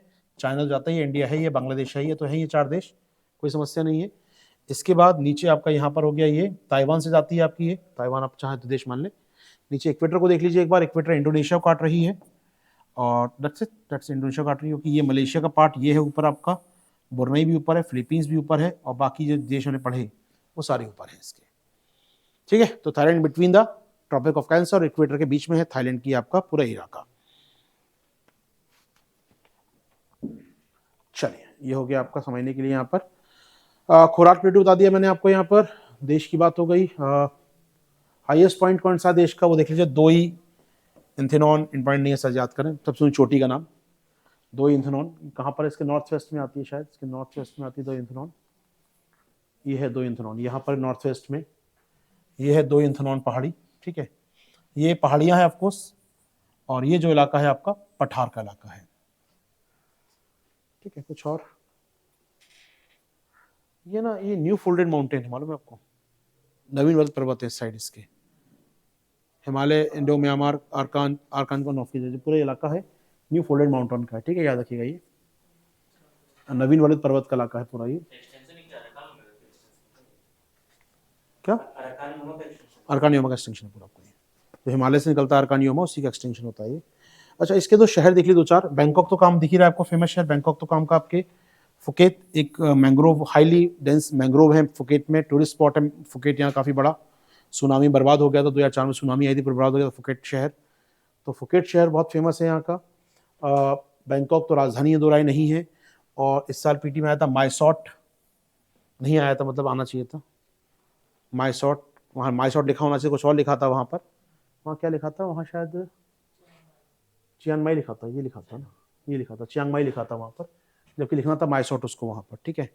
तो मायसॉट शहर काम का है। अब चियांग माई ये देखिए, ये दिया, अब कहाँ जाएगा नवीन पार करके ना, सड़क की मार के सड़क कहाँ जाएगी, सड़क यहाँ से यहाँ जाएगी ना या सीधी, अल्टीमेटली बैंकॉक तक जाना है आपको तो यहाँ से, अब दे दिया चियांग माई से सड़क जाती है तो सीधी बात है यहाँ पर। ठीक है, तो काम का माइसॉट हो गया, फुकेट हो गया, बैंकॉक हो गया, और कुछ शहर काम का, पार्क स्ट्रेट, नॉर्थनरी, अच्छा फोर्ट, नहीं कुछ और काम का नहीं है। ठीक है, 3 शहर हो गए आपके, माइसॉट देख लीजिए काम का है, फुकेट और बैंकॉक 3 शहर काम के हैं अपने लिए। चलिए पॉलिटिकली हो गया हमारा काम यहाँ पर। थाईलैंड की खाड़ी याद रखिएगा, गल्फ ऑफ थाईलैंड, नदी कौन सी आगे गिरती है इसमें, चोंगपराय जो नदी है, फेमस नदी यहाँ के थाईलैंड की गिरती है, इसके अंदर डेल्टा बनाती है, चावल की खेती के लिए फेमस है। चोपराया थाईलैंड में आती है नदी, फेमस नदी है ये, और ये भी दुनिया का one of the best delta है चावल की खेती के लिए। थाईलैंड दुनिया का लार्जेस्ट चावल एक्सपोर्टर था कुछ साल पहले, फिर इंडिया बना बीच में, फिर थाईलैंड आ गया साल ऊपर, इंडिया चावल एक्सपोर्ट रोक दिया फिर अपने यहाँ से, फिर थाईलैंड टॉप पर आ गया है चावल के एक्सपोर्ट में, निर्यात करने में, उत्पादन में नहीं कहूँगा, उत्पादन में तो ऑफकोर्स इंडिया चाइना है, लेकिन एक्सपोर्ट करने में थाईलैंड फिर टॉप पर आ गया है दुनिया को चावल बेचने में। चलिए फटाफट आगे बढ़ेंगे, समय का अभाव है, 11 बजे हो जाएगा ये। अपने मैप देख लिया, थोराट हो गया, चौपराया नदी हो गई, बताया मैंने आपको ये, तो साउथ में डेल्टा बनाती है, बैंकॉक शहर बनाए यहाँ पर। ठीक है, काफ़ी लंबी नदी है, 370 किलोमीटर लंबी नदी है ये, बहुत ज़्यादा थाईलैंड में आबादी है इसके आसपास चौपराया नदी पर। ठीक है, हो जाएगा। इस्तमस ऑफ क्रा बताया मैंने आपको, फुकेट जो शहर बना है वही बना हुआ है आपका फुकेट, मैप में देखा पीछे आपने, इस्तमस ऑफ क्रा बना है फुकेट शहर आपका ही। Phuket famous for mangrove and tourism, तो बहुत ज़्यादा डेंस इलाका है, मैंग्रोव वनस्पति बहुत ज़्यादा है यहाँ की फुकेट की, तो मैंग्रोव वनस्पति है यहाँ पर बहुत ज़्यादा, और यहाँ पर फेमस है अपने आप में, ये टूरिस्ट स्पॉट है फुकेत। सुनामी बर्बाद हो गया था, सुनामी आई 2004 में अंडमान सागर में जब आई थी, तो पूरा डिस्ट्रॉय हो गया था फुकेत का पूरा शहर, काफ़ी लोग मारे गए थे यहाँ पर फुकेत में। ठीक है, चलिए बॉर्डर लगता है मलेशिया से, म्यांमार से, कंबोडिया से और लाओस से, 4 देशों से बॉर्डर लगता है किसका, थाईलैंड का। हो पाएगा इतनी सी बात। अब आइए कुछ की पॉइंट ढूंढ लें हम लोग यहाँ पर, थाईलैंड की चर्चा और भी कारणों से होती रहती है। तो ये जो शान प्रांत चर्चा में है, किसका शान प्रांत, म्यांमार का शान प्रांत चर्चा में रहता है, हिंसा हो रही है, और वो सीमा किससे लगती है उसकी, थाईलैंड से। तो शान प्रांत की सीमा लगती है थाईलैंड से, तो शान प्रांत है ये म्यांमार का, इसकी सीमा लगती है थाईलैंड के साथ, यहाँ पर लाओस के साथ लगती है सीमा, थाईलैंड के साथ लगती है सीमा इसकी। ठीक है, याद रखिएगा ये जो नदी है कौन सी, मेकोंग नदी, सीमा बनाती है लाओस और थाईलैंड के बीच की, तो बीच से बहती है नदी यहाँ पर, ये मेकोंग नदी जो है आपकी, मेकोंग नदी जो आपने देखा पीछे यहाँ पर, मेकोंग रिवर जो है, मेकोंग नदी आपकी दिख रही है यहाँ पर, ये मेकोंग रिवर दिख रही है, मैप में ड्रॉ कर पाए, मेकोंग नदी आई और इस प्रकार गई यहाँ से कंबोडिया में। तो ऑलमोस्ट पूरा जो बॉर्डर आप देख रहे हैं, ये बॉर्डर कौन सा है, लाओस और थाईलैंड का पूरा बॉर्डर, ऑलमोस्ट पूरा बॉर्डर ये कौन बनाता है, मेकोंग नदी। तो मेकोंग नदी बहती है कहाँ से होकर, थाईलैंड और लाओस सीमा से होकर। हालांकि बड़ी नदी तो प्राय नदी है, लेकिन वो बॉर्डर की बात करें तो वहां से बहती है आपकी मेकोंग नदी। ठीक है, मेकोंग के बताया वो 6 देश बता दिए मेकोंग के मैंने आपको, CLC MBT। चलिए आगे बढ़ते हैं आपके साथ, इसमें कुछ और जानकारी हमको चाहिए यहाँ पर काफ़ी रहेगा। हाँ, अब आइए न्यूज़ पे आ जाए फटाफट। तो अभी चल ही रहा है आजकल, तो चल ही रहा है समिट, IONS का समिट हुआ 1 हफ्ते पहले वहाँ पर, IONS Indian ocean naval symposium, Hind महासागर नेवी संगोष्ठी, इसमें ये भी कुछ दिनों पहले बैंकॉक में इसका आयोजन किया गया यहाँ पर IONS का। थाईलैंड में हमारे जहाज गए, हमारे शिप के नेवल जहाज गए यहाँ से। IONS चर्चा में रहता है, IONS आपके लिए, IONS कहाँ हुआ इस बार, ये थाईलैंड में हुआ। याद रखिए 2 साल में एक बार होता है इसका समिट, नेवी अधिकारी 2 साल में एक बार मिलते हैं। IONS पूछ चुका UPSC क्वेश्चन, 2016 के PT में क्वेश्चन आ चुका IONS के ऊपर। इंडियन ओशन नेवल सिंपोजियम या हिंद महासागर नौसैनिक संगोष्ठी, 2 साल में एक बार इसका आयोजन होता है। अब इसका आयोजन यहाँ हुआ है, अब इसके 2 साल बाद इंडिया में होगा। काम की बात यह है, 8वां समिट, 8वां था ना, हाँ 8वां था ये, 8वां आता है, हर 2 साल में होता है, 8 में, 10 में, 12 में, 14 में, 16, 18, 20, 22 में नहीं हो पाया, एक बीच कोरोना काल आ गया था, तो 21 में हो गया, 23 में हुआ। तो 8वां समिट था इसका ये। अब जो 9वां समिट होगा वो 2025 में इंडिया में होगा। ठीक है, याद रखिए, काम की बात है ये। तो कुल मिला के इंडिया इसका अध्यक्ष बन गया 2 साल के लिए फिर से। इसकी स्थापना इंडिया ने की थी 2008 में, तब इंडिया अध्यक्ष, तब 2 साल इंडिया अध्यक्ष रहा इसका, 8 से 10, अब 10 से 12 फिर कोई रहा, 12-14 कोई रहा, 23 से 25 तक, 23 तक ये है, और 25 से बनेगा हमारा इंडिया यहाँ पर। 23 से 25 इंडिया रहेगा इसका 9वें समिट के लिए, और 9वां समिट होगा इसका कहाँ पर, भारत में। ठीक है, IONS की बात कर लीजिए। तो नेवल चीफ जो होते हैं, नेवल के अधिकारी होते हैं, उनका समिट होता है, COC बोलते हैं कई बार, कॉन्क्लेव ऑफ चीफ्स। तो नौसेना प्रमुखों का सम्मेलन बेसिकली, इसमें वो मुलाकात करते हैं।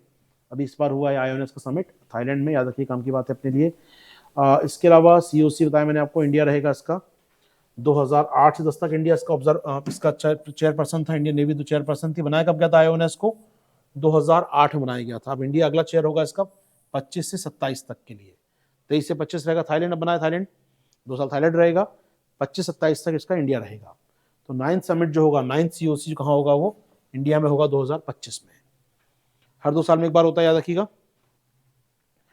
इसमें 25 मेंबर हैं इस समूह के अंदर, 25 मेंबर हैं, 25 देशों की नौसेनाएं शामिल हैं इसके अंदर, और कुछ ऑब्जर्वर हैं, 9 ऑब्जर्वर हैं, 9 पर्यवेक्षक हैं। साउथ कोरिया इस बार नया जुड़ गया इसमें एज अ ऑब्जर्वर के रूप में। तो नया देश साउथ कोरिया जुड़ गया पर्यवेक्षक के रूप में।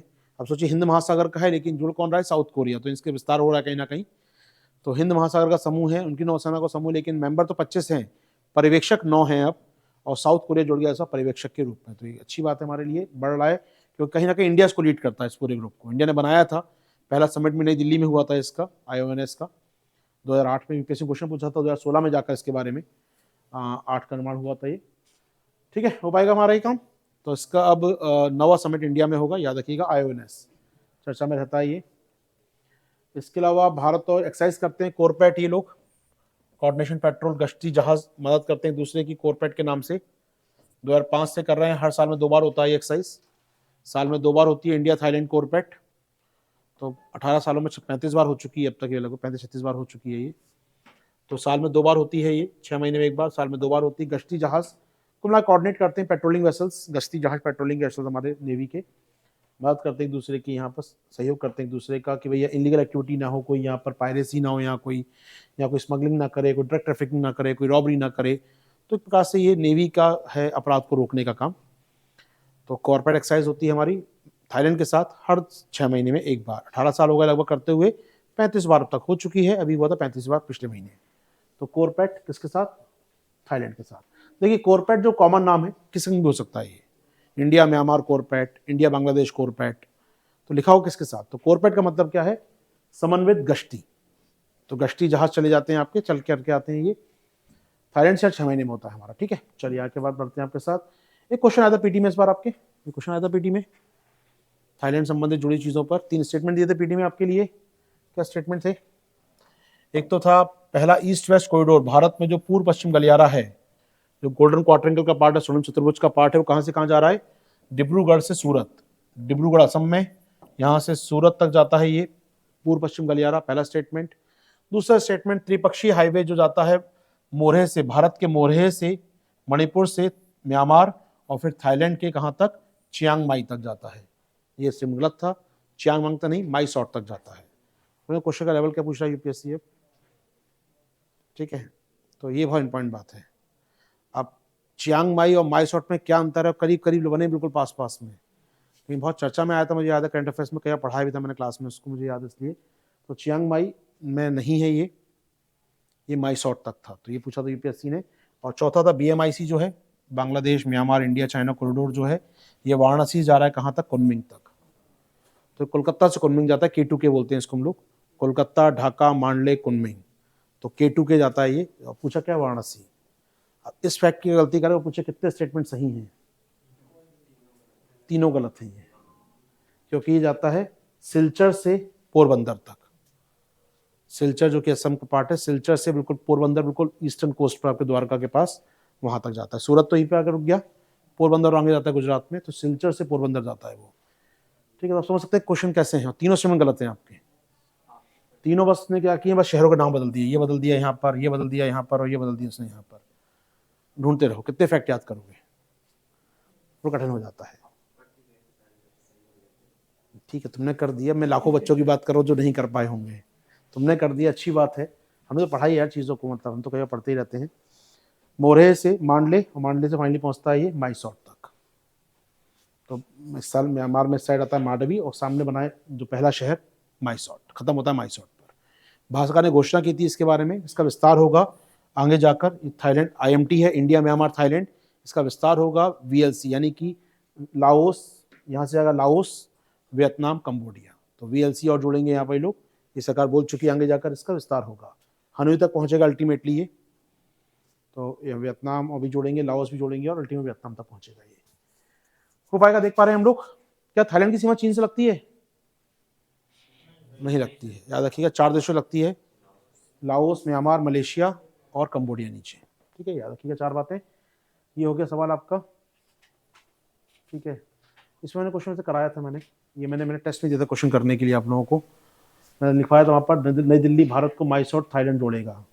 ये ट्राइलेटरल हाईवे लुकिस पॉलिसी का पार्ट है, एक्टिस पॉलिसी का पार्ट है।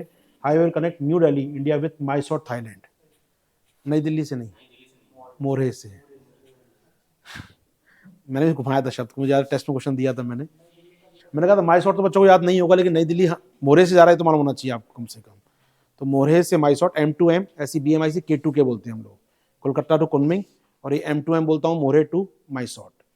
तो वो दोनों स्टेटमेंट दे दिया एग्जाम में उसने वहाँ पर आपको। तो होता है कई बार फंस जाता है क्वेश्चन, अच्छी बात है हमारे यहाँ पर। जब इसका विस्तार करने की बात आई थी, कंबोडिया, लाओस, वियतनाम विस्तार, तब मैंने क्वेश्चन दिया था टेस्ट पेपर में ये। तो ये क्वेश्चन इस पर आते रहते हैं, फिर बोल रहा हूँ पढ़ लीजिए मैप को, क्या काम आता है मैप। मुझे लगता है क्वेश्चन किस प्रकार आएंगे, तो ऐसे क्वेश्चन आते हैं मैप में आपके लिए। मैंने इसमें ये कराया था क्वेश्चन, मुझे याद है। अब इसका जुड़ा हुआ रूप आपके लिए काम का आ गया वहाँ पर। चलिए, हो पाएगा हमारा थाईलैंड। चलिए, थाईलैंड के बाद फिलीपींस है, छोटा सा देश है, बात कर लेते हैं। और कुछ थाईलैंड में कुछ अपडेट नहीं ज़्यादा, चुनाव वुनाव हुए, कोई काम किया नहीं है। राजतंत्र है वहाँ पर, राजतंत्र, संसदीय राजतंत्र है, चुनाव याद रखिएगा। पार्लियामेंट्री रूलर्स वहाँ पर है अपने आप में। राजतंत्र है वहाँ पर, एक प्रकार का ऑटोक्रेसी, एक प्रकार से वहाँ पर संसदीय है, पार्लियामेंट सिस्टम है। पार्लियामेंट PM भी होता है और राजा भी होता है वहाँ पर ना, लाइक ब्रिटेन के टाइप सिस्टम आप बोल सकते हैं। ओके, फिलीपींस की बात करें, मैप देख लीजिए फिलीपींस का फटाफट। बहुत सारे आइलैंड याद करना बड़ा मुश्किल काम फिलीपींस को। तो 2-3 बातें काम की हैं, सुन लीजिए। फिलीपींस को बांटते हैं मेजरली 3 भागों में हम लोग। फिलीपींस का आइलैंड है 7,500 आइलैंड फिलीपींस के अंदर है, लगभग 7,500 आइलैंड फिलीपींस के अंदर है। ठीक है, तो मेन जो आइलैंड्स आप देखेंगे यहाँ पर 3 भागों में बांटेंगे। सबसे ऊपर जो है वो लुजोन है, सबसे ऊपर के जो आइलैंड है वो लुजोन द्वीप है। यहाँ पर दिख रहा होगा मैप में आपको लुजोन द्वीप, ये लुजोन द्वीप दिख रहा होगा आपके एटलस में आपको। लुजोन बड़ा सा द्वीप है, लुजोन सबसे बड़ा द्वीप है यहाँ पर, लुजोन द्वीप। यही बनी राजधानी मनीला इसकी, तो कैपिटल मनीला बनी इसी लुजोन द्वीप के अंदर, नॉर्थ पार्ट है। और लुजोन जो है ना, ये ताइवान से अलग होता है। लुजोन स्ट्रेट बनी है यहाँ पर, एक लुजोन जल संधि बनी है, मिल जाएगा एटलस में आपको, मिल रहा है। इसमें तो नहीं बनाई, लेकिन आपको लिखा होगा आपका एटलस में, लुजोन जल संधि लिखा हुआ है। फिलीपींस जल संधि लिखा हुआ है, इस एटलस में नहीं है, मार्क कर लीजिएगा। लेकिन कल से हाईलाइटर लेकर आइएगा साथ में क्लास में, ठीक है। और बिल्कुल मत सोचिए एटलस को खराब करने में, बिल्कुल मत सोचिए। जितना गंदा कीजिए इतना अच्छा रहेगा आपके लिए। क्या लिखने से? तो इसलिए पेंसिल से बोल रहा हूँ ना, मिटा के दोबारा लिखना साइड से, अच्छे ढंग से लिखो। यहाँ रफ वर्क कर लो सारा, घर पे जाके फेयर कर लो, उसको दोबारा याद भी हो जाएगा, 10 मिनट लगेंगे। देखो ना, पेंसिल से लिखो, इसलिए बोला समझदार थोड़ा काम करो, ठीक है। तो कल से हाईलाइटर और पेंसिल हाथ में हो यार। मतलब मुझे याद है माजिद सर हमको पढ़ाते थे ज्योग्राफी यार, मतलब माजिद सर मतलब कहते थे यार क्या एटलस, मतलब चूंकि पुराने ज़माने के थे वो, तो बोलते लड़की हो के दहेज में ले जाओगे एटलस अपने साथ। नहीं बोलना चाहिए, जेंडर वाइज हो जाएगी, लेकिन वैसे चूंकि पुराने टीचर थे उनकी बात मान लेता हूँ हम लोग, तो ऐसे बोलते थे भाई लड़की हो दहेज में लेके जाओगे क्या एटलस को, यहीं पर रंगो, यहीं पर खराब करो, पूरा करना है तो वो बात लागू होती है ज्योग्राफी के साथ। ज्योग्राफी तभी समझ में आती है, तभी काम करने में मजा आता है। तो फिर मैं थोड़ा अपना इजाद किया, उसके बाद वो कहते थे ज्योग्राफी की बात, मैं तो IR की बातें भी लिखने लगा उसमें। तो फिर IR के पॉइंट अच्छे होते चले जाते हैं, क्योंकि इसके बाद इस क्वेश्चन जो आता है कि मैपिंग प्लस IR का मिलाकर आ रहा है आज की डेट में। केवल मैपिंग से नहीं होगा, केवल IR से नहीं होगा, मैपिंग प्लस IR आपको नॉलेज होना चाहिए। वो कब होगा? जब आप एटलस को यूज करेंगे लिखते समय अपने। मेरे पास 3 एटलस है, तीनों बढ़िया से रखता हूँ मैं, मतलब खूब ढंग से रखता हूँ मैं उसको। और इतनी PPT बनती है साल के एंड में, मैपिंग की न्यूज़ कराता हूँ, इतनी कराता हूँ, सब वहीं से निकालता हूँ लास्ट में आकर। पूरे साल भर रखता हूँ बैठ के उसको मैं, लास्ट में आके उनका PPT बना के आपको दिखाता हूँ। तो जरूरी आप भी चालू कर दीजिए, काम अच्छा हो जाएगा, आपका पूरा एटलस तैयार हो जाएगा इस बहाने कम से कम। चलिए, हो पाई बात लुजोन की यहाँ पर, ठीक है। लुजोन द्वीप हो गया बड़ा सा। ये जो बीच वाले द्वीप हैं, ये जो बीच वाले पार्ट है ना, इन द्वीपों को मिलाकर ये द्वीप, ये बीच वाले पार्ट है, इन्हें बोलते हैं हम लोग विषयास द्वीप, एक साथ बोलते हैं विषयास द्वीप। विषयास द्वीप बोला जाता है इनको एक साथ। आपके एटलस में शायद ना लिखा हो ये चीज। तो लुजोन, विषयास कहते हैं बीच वाले द्वीपों को। मध्य फिलीपींस के जो आइलैंड्स हैं उनको एक साथ बोलते हैं हम लोग विषयास द्वीप। और फेमस इसमें एक सेबू शहर बना है, सेबू द्वीप और सेबू शहर बहुत ही फेमस है। सेबू, CEBU, बहुत ही फेमस। सेबू क्यों? लार्जेस्ट पॉपुलेशन इस पूरे देश में, इसकी डेंसिटी बहुत ज़्यादा है, बहुत हाईली फर्टाइल लैंड है इसके आसपास की, चावल की खेती होती है सेबू में, बहुत ही फेमस है, टूरिस्ट स्पॉट है सेबू अपने आप में, इंटरनेशनल एयरपोर्ट बना है सेबू में, बहुत ही शानदार जगह है सेबू में। मेरे टीचर तो यहीं से पढ़ाते थे मुझे, यही बैठा कर मैं पढ़ता था यही कुछ दिनों पहले उनसे। सुबह होती 5 बजे, मेरे यहाँ बजे 5, उनके बज गए 8, आज उठ जाओ या क्लास करेंगे। सुबह 5 बजे क्लास कराते थे मुझे यहाँ से बैठ के, वो सेबू बैठते थे, वो बताते बढ़िया अपने बालकनी में बैठते थे, वो बड़ा शानदार व्यू आता था उनका। तो सेबू मतलब समझ सकते हैं, काफ़ी बताते कब सेबू बात होती है, सेबू क्या है ये वो बताते थे मुझे वो। तो सेबू है बड़ा, उनका सबसे ज़्यादा पॉपुलेशन वाला एरिया सेबू है, यहाँ का पॉपुलेशन बहुत ज़्यादा है सेबू की, और बड़ा शहर है अपने आप। कहते कैपिटल मनीला कोई नहीं जानता, मनीला बहुत महंगा शहर है, सेबू सस्ता भी है और बहुत आबादी वाला शहर है अपने में। चलिए वॉटेवर, सेबू याद रखिएगा, इंटरनेशनल एयरपोर्ट भी है सेबू के अंदर यहाँ पर। चलो आगे बढ़ते हैं हम लोग। यहाँ पर ये हो गया बीच के विश्वास कहते हैं, और लास्ट वाला जो नीचे आप दिख रहा होगा मिंडनाओ, जो लास्ट वाला द्वीप, बड़ा सा द्वीप दिखाई, मिंडनाओ कहते हैं इसको हम लोग, मिंडनाओ द्वीप। मिंडनाओ द्वीप में हिंसा चलती रहती है, ISIS आतंकी पकड़े गए थे लास्ट ईयर यहाँ पर, ISIS के आतंकवादी पकड़े गए थे। और याद रखिए भारत ने ना दुनिया के बहुत कम देशों को आतंकवाद से लड़ने के लिए कैश सहायता दी है।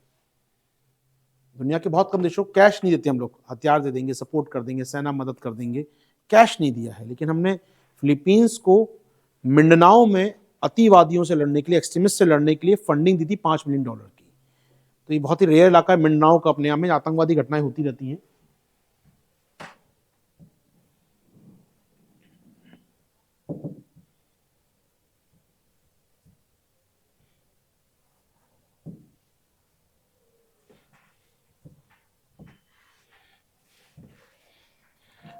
एक मैं न्यूज़ दिखाना चाहूँगा आपको यहाँ पर, मिंडनाओ, इंडियन गवर्नमेंट ने एक बहुत केस था अपना,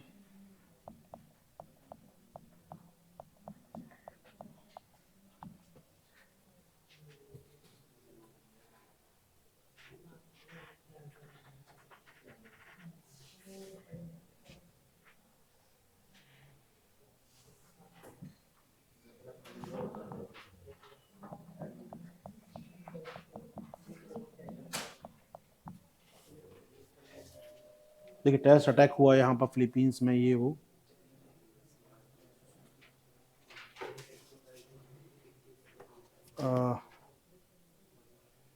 इसमें दिया नहीं अमाउंट, कितना अमाउंट दिया है यहाँ पर।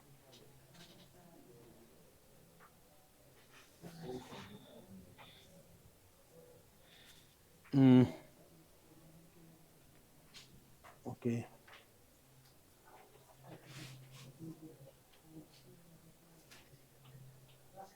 वो चर्चा होती थी इसकी वजह काफ़ी मिंडनाओ की अपने आप में। मिंडनाओ कॉन्फ्लिक्ट चल रहा है, काफ़ी लंबे समय चल रहा है, ठीक है। तो मिंडनाओ याद रखिएगा, आतंक यहाँ पर इस्लाम बनाम जो क्रिश्चियंस हैं, फिलीपींस की आबादी क्रिश्चियन धर्म को मानती है, और इस्लामिक यहाँ पर चरमपंथी हैं कुछ, यहाँ पर ISIS जुड़े हुए, उनका भी संघर्ष होता रहता है। तो मेनली मुस्लिम प्रांत है अपने आप मिंडनाओ का ये, और यहाँ पर एक लगातार संघर्ष रहता है कहीं ना कहीं, बहुत लंबे समय संघर्ष चल रहा है। जब यहाँ पर स्पेनिश थे तब भी इस्लामिक लोग थे, यहाँ पर संघर्ष चलता रहता है। इंडोनेशिया भी इस्लामिक देश बगल में, उसके बगल का इलाका है ये, तो काफ़ी यहाँ पर इस्लामिक लोग रहते हैं मिंडनाओ में, तो संघर्ष रहता है यहाँ पर। याद रखिए भारत ने इससे यहाँ पर लड़ने के लिए फंडिंग दी थी, मुझे फंडिंग नहीं मिल रही है अलग बात है, फंडिंग अमाउंट नहीं मिल रहा, $5 मिलियन शायद कुछ दिया था भारत ने लड़ने के लिए यहाँ पर फंडिंग।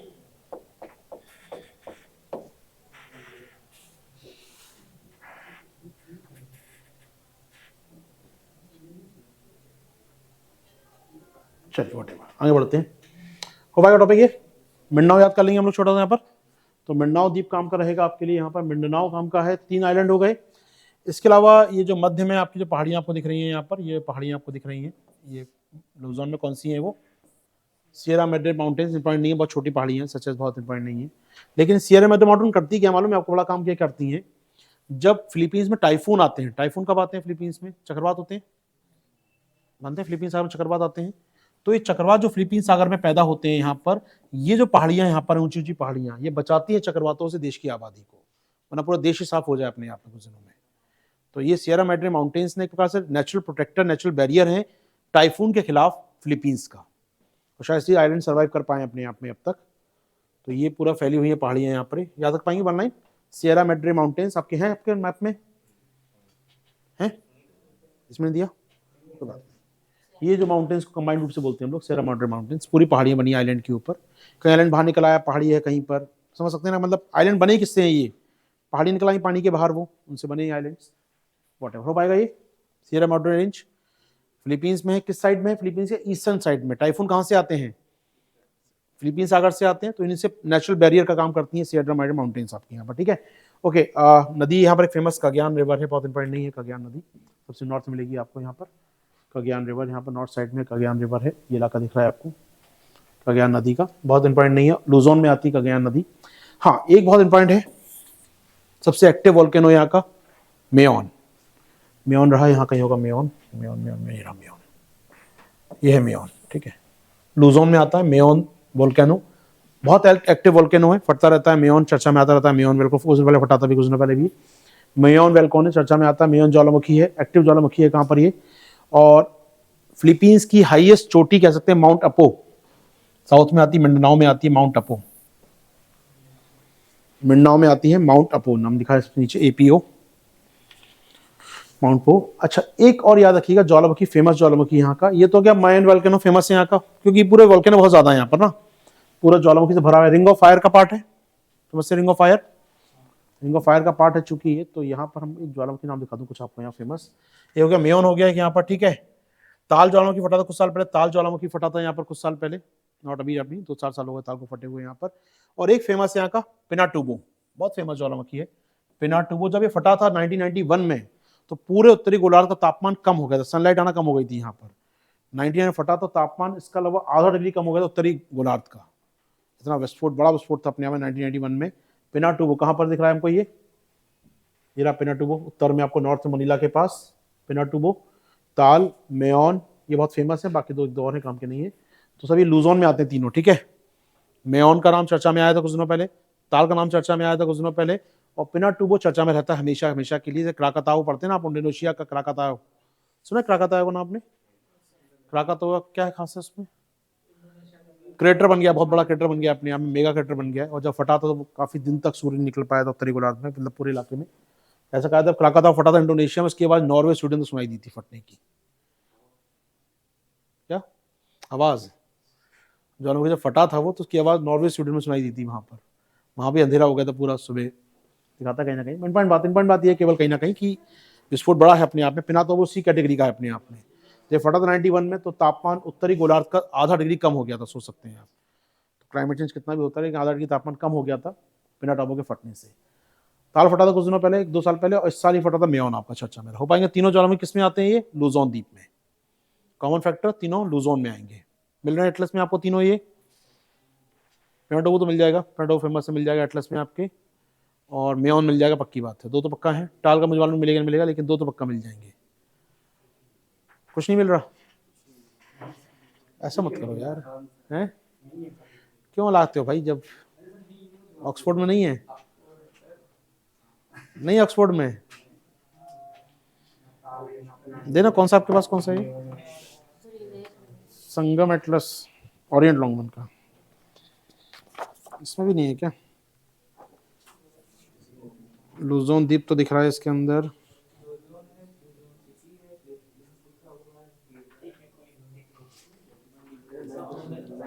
बहुत बढ़िया, कुछ है ही नहीं इसमें, शहरों का नाम लिख दिए तो जो काम की बात है वो लिखते नहीं है कुछ। चलो कोई बात नहीं, लिख लो फिर, अपना खुद का एटलस बनाते चलो साथ में, मतलब इसी में लिख लो, कहीं पर मार्क कर लो, डॉट ला के लिख लो बगल में यार, ताल और पिंडा वो लिखता क्या लिखने, 1 लाइन लिखता है, लिख लो उसको, ठीक है। चलो कोई बात नहीं है, किसी एटलस में नहीं है, मेरे एटलस में क्यों है फिर ये? मेरे एटलस में है, क्योंकि मुझे मालूम है ये मेरे पास यार, कौन सा है मुझे भी नहीं मालूम कौन सा है, मैं कवर चढ़ा के रखा है उसके ऊपर ना, बहुत वो है, वो आर्कोलॉजिकल सर्वे वाला है, मतलब एक प्रकार से ना, वो पांडुलिपि है अपने आप में, तो बहुत पुराना है मेरे पास वो, उसके पेज फट ना जाए इसलिए मैं उसको कवर चढ़ा के रखता हूँ हमेशा। क्या? हाँ, वो क्लासिक ज़माने का है वो, मतलब 12 साल तो होगा मेरे को उसके मेरे पास, तो उसकी फोटो भी करा लेता हूँ, पेंसिल हटा के फोटो कराता हूँ पहले, और जब भी लिखना तो उसी को यूज़ करता हूँ मैं हमेशा। चलो कोई बात नहीं, पिनाटाबो ताल देख लीजिएगा, नहीं मिलता उसमें, मेरे को याद है मेयोन उसमें है, पिनाटाबो ताल नहीं था उसके अंदर मेरे बारे में, बाद में देखा मैं, जोड़ा मैंने, वॉटेवर। चलिए आगे बढ़े हम लोग यहाँ से, तो फिलीपींस की बात हम कर रहे हैं, फटाफट खत्म करते हैं फिलीपींस को। यहाँ पर ये हो गया फिलीपींस का 3 आइलैंड, लुजियन, विसियास और मिंडानाओ, 3 द्वीप हो गए, काम की चर्चा हो गई आपके साथ। प्रशांत महासागर में आता है, सियारा माड्रे कहाँ पर है? लुजोन में है, पूर्वी भाग में है। एक प्रकार से बैरियर है किसके खिलाफ? टाइफून के खिलाफ। बता दिया मैंने आपको, जानकारी दे दी यहाँ पर। ये मेयोन वोल्केनो बता दिया, एक्टिव वोल्केनो मेयोन यहाँ काफी मस्त, एक्टिव वोल्केनो मेयोन यहाँ का। चलिए इसके अलावा और कुछ जानते हैं आप लोग। मिन्नाओ बताया मैंने यहाँ पर काम का, माउंट एपो की बात हो गई आपके साथ। ओके, इसके अलावा कुछ और, हाँ एक ये झील है बीच में, बे मतलब बोल सकते हैं एक प्रकार से, the largest lake Laguna de बे।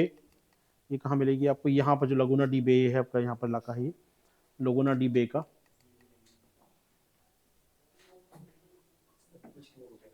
चलो कोई बात ही नहीं, मिलता तो परेशान मत हो ज़्यादा। ये यहाँ पर मिलेगा आपको लगुना डी बे। ये आपको दिख रहा मनीला के पास झील दिख रही, मनीला के पास एक लगुना डी बे कहते हैं इसको। ये लार्जेस्ट लेक है फिलीपींस की, लगुना डी बे। मैं लिखता हूँ यहाँ पे स्पेलिंग, ये रहा, ठीक है। लगुना डी बे लार्जेस्ट लेक है ये फिलीपींस के। जो नदियाँ अब होता हम याद करते हैं कि नदी के पास शहर है, अब नदी के पास नहीं है शहर, यहाँ पर कौन सा? झील के पास शहर है, तो झील फेमस है यहाँ की ये, ठीक है। चलिए आगे बढ़ते हैं हम लोग यहाँ पर। इसके अलावा फेमस कुछ और 7600 आइलैंड बताया मैंने आपको यहाँ पर। बाकी न्यूज़ देख लें, न्यूज़ में कुछ चर्चा में रहता है, न्यूज़ 3-4 चर्चा में रही इस साल ये फिलीपींस जुड़ी हुई न्यूज़। कौन कौन सी न्यूज़ है? सेकंड थॉमस शॉल कुछ समय चर्चा में आया था, यहाँ जहाज फंस गया किसका? फिलीपींस का जहाज फंसा हुआ है यहाँ पर, जो मतलब फिलीपींस का बेस है यहाँ पर, जो याद होगा, एक बार खड़ा देख लेते हैं हम लोग। याद होगा ये न्यूज़ आया था कुछ दिनों पहले, चर्चा में आया था।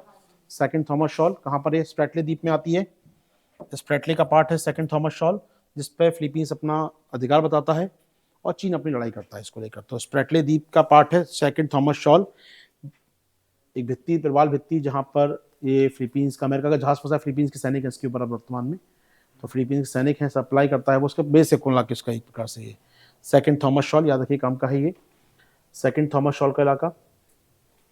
इसके अलावा एक इलाका और चर्चा में रहा, वो विट्सन रीफ, विट्सन रीफ, या फिर इसको जूलियन फिलिप कहता है फिलीपींस, चाइना कहता है इसको विट्सन रीफ, चाइना कहता है विट्सन, फिलीपींस कहता है जूलियन फिलिप रीफ। विवादित किसके बीच में है? फिलीपींस और चीन के बीच में। जूलियन फिलिप, या आपके मैप में स्कारबॉक चट्टानें बनी हो शायद मैप के बगल में, आपके लुजोन के बगल में स्कारबॉक द्वीप या स्कारबॉक रीफ कुछ लिखा हो, वहां पर नहीं लिखा तो परेशान मत होइएगा। तो विट्सन उसका पार्ट है ये, एक बार मैप देख लेते हैं कहाँ पर है विट्सन। तो आप देख रहे हैं ये फिलीपींस है, इसके पास साउथ चाइना सी में बनी है विट्सन रीफ, वी शेप की रीफ है ये। दोनों देश क्लेम करते रहते हैं, विवाद होता रहता है यहाँ पर। तो जूलियन फिलिप रीफ या विट्सन रीफ क्लेम है फिलीपींस और चीन के बीच का। इसके पास दिख रहा है आपको लुजोन के पास में, थोड़ा उत्तरी में आप जाएंगे वहाँ मिल जाएगा ये, हो पाएगा फिलीपींस के पास का विट्सन रीफ, विवादित है। इसके अलावा यहाँ पर जो काम का है तीसरा इलाका जो है स्कारबॉक शॉल, स्कारबॉक चट्टान, स्कारबॉक शॉल कहाँ पर देख सकते हैं? ये फिलीपींस का लुजोन और जस्ट बगल में बना है स्कारबॉक, इसी बना है विट्सन रीफ, इसके अंदर ही विट्सन रीफ ही है, ठीक है। तो स्कारबॉक शॉल आपको दिख रहे हैं यहाँ पर बना हुआ है लुजोन द्वीप के पास स्कारबॉक शॉल। अगेन डिस्प्यूट किसके बीच है? चीन और फिलीपींस के बीच का, ठीक है। तो स्कारबॉक शॉल याद रखिएगा,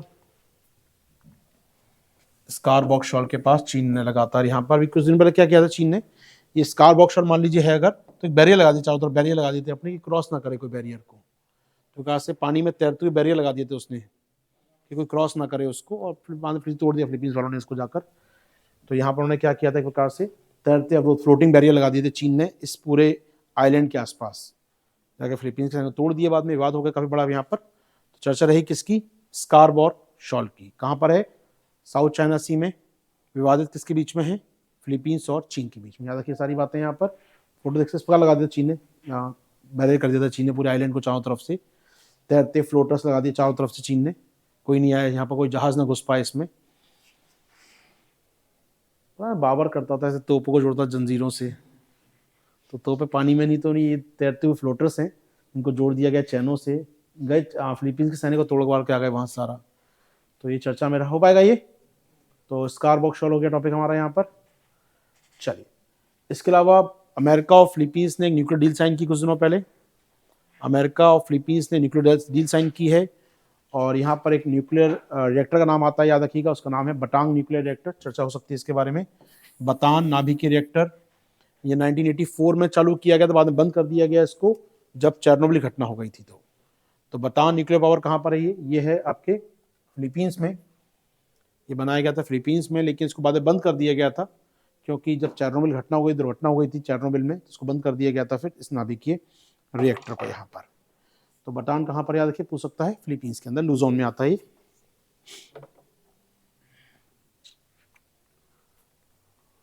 चलिए, हो पाएगा बटान।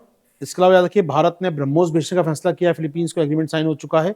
भारत और फिलीपींस के बीच ब्रह्मोस की बिक्री को लेकर समझौता हो चुका है, बेची जा चुकी है हमारे यहाँ से। तो यहाँ पर एक्सपोर्ट करेंगे हम लोग अपनी ब्रह्मोस मिसाइल का। तो फिलीपींस पहला देश बन गया जहाँ से ब्रह्मोस पहुंची है। भारत और रूस के अलावा यूज़ करेगा ब्रह्मोस का वो। तो भारत बेच रहा है ब्रह्मोस बना के फिलीपींस को, याद रखिए, चर्चा रहेगी इस पर। तो ब्रह्मोस मिसाइल हो गई हमारे यहाँ पर, इसके अलावा कुछ और चर्चा नहीं है। ये मधुमक्खी या एक तितली है जो ये मिलती है फिलीपींस में केवल, और अब मलई अरुणाचल मिल गई हमारे कुछ दिनों पहले, ये तो चर्चा में आ गई। इसका नाम होता है नोबल्स हेलेन। नोबल्स हेलेन, खास बात होती है इसमें ना, इसकी टेल होती है, छोटी सी पूंछ होती है ये। तो ये बड़ा रेयर फिनोमिना है, तितली में पूंछ होना इस प्रकार का। छोटा किस प्रकार है कटिंग की पूंछ दिखती है वो एक। तो नोबल्स हेलेन कहते हैं इस तितली को हम लोग। ये फिलीपींस की है, और अभी कुछ दिन बाद अरुणाचल में दिखाई दी हमको इसकी वैरायटी एक। इससे मिलती जुलती वैरायटी हमको दिखाई दी अरुणाचल प्रदेश में एक, ठीक है। तो नोबल्स हेलेन बोलते हैं इस तितली को हम लोग। खास बात जो दिख रहे हैं व्हाइट स्पॉट, इससे पहचाना जाता है इस तितली को, और उसकी पूंछ और उसके व्हाइट स्पॉट के कारण। तो फिलीपींस की है, इंडिया में देखी गई कुछ दिनों पहले, चर्चा हो सकती है। अच्छा लालीना, जब आएगा तो फिलीपींस में बारिश ज्यादा होगी कम होगी? लालीना भारत में बारिश ज्यादा होती है, सब जानते हैं। फिलीपींस में क्या होगा? ज्यादा बारिश होगी कम होगी फिलीपींस में? कम होगी। अब देखिए, अब बताइए कम होगी ज्यादा होगी? ये फिलीपींस है, यहाँ तापमान ऊपर उठ रहा है, गर्म पानी, और जब ऊपर उठती है तो क्या होगा? बारिश ज्यादा होगी कम होगी? बादल बनेंगे ज्यादा और ज्यादा बारिश होगी, बहुत हैवी रेनफॉल। तो फिलीपींस में बहुत हैवी रेनफॉल हुआ इस बार, काफी ज्यादा रेनफॉल दिखा गया कुछ इलाकों में, क्योंकि यहाँ पर 3 साल से लालीना लगातार चल रहा था। तो भी लालीना होगा तो याद रखिएगा, ब्राजील के ऊपर मैदानों में काफी बारिश होगी, फिलीपींस और भारत के इलाकों में काफी बारिश होगी। सोमालिया सूखा रहेगा, सोमालिया, केन्या साइड ड्रॉट है, सीवियर ड्रॉट है। ये पूरा लगा सूखा था सोमालिया, पानी नहीं था पीने का लोगों को इस बार, यहाँ पर बहुत सीवियर ड्रॉट था यहाँ पर। 3 साल लगातार सूखा पड़ा है सोमालिया में। और आपका ये इलाका, और सूखा कहाँ पड़ता है? अर्जेंटीना में सूखा पड़ता है। ब्राजील में बारिश होगी अगर, अर्जेंटीना में सूखा पड़ता है। ब्राजील में बारिश होती है तो मैक्सिको सूखा पड़ता है, और मैक्सिको सूखा पड़ता है तो कनाडा अमेरिका की बॉर्डर बारिश होती है।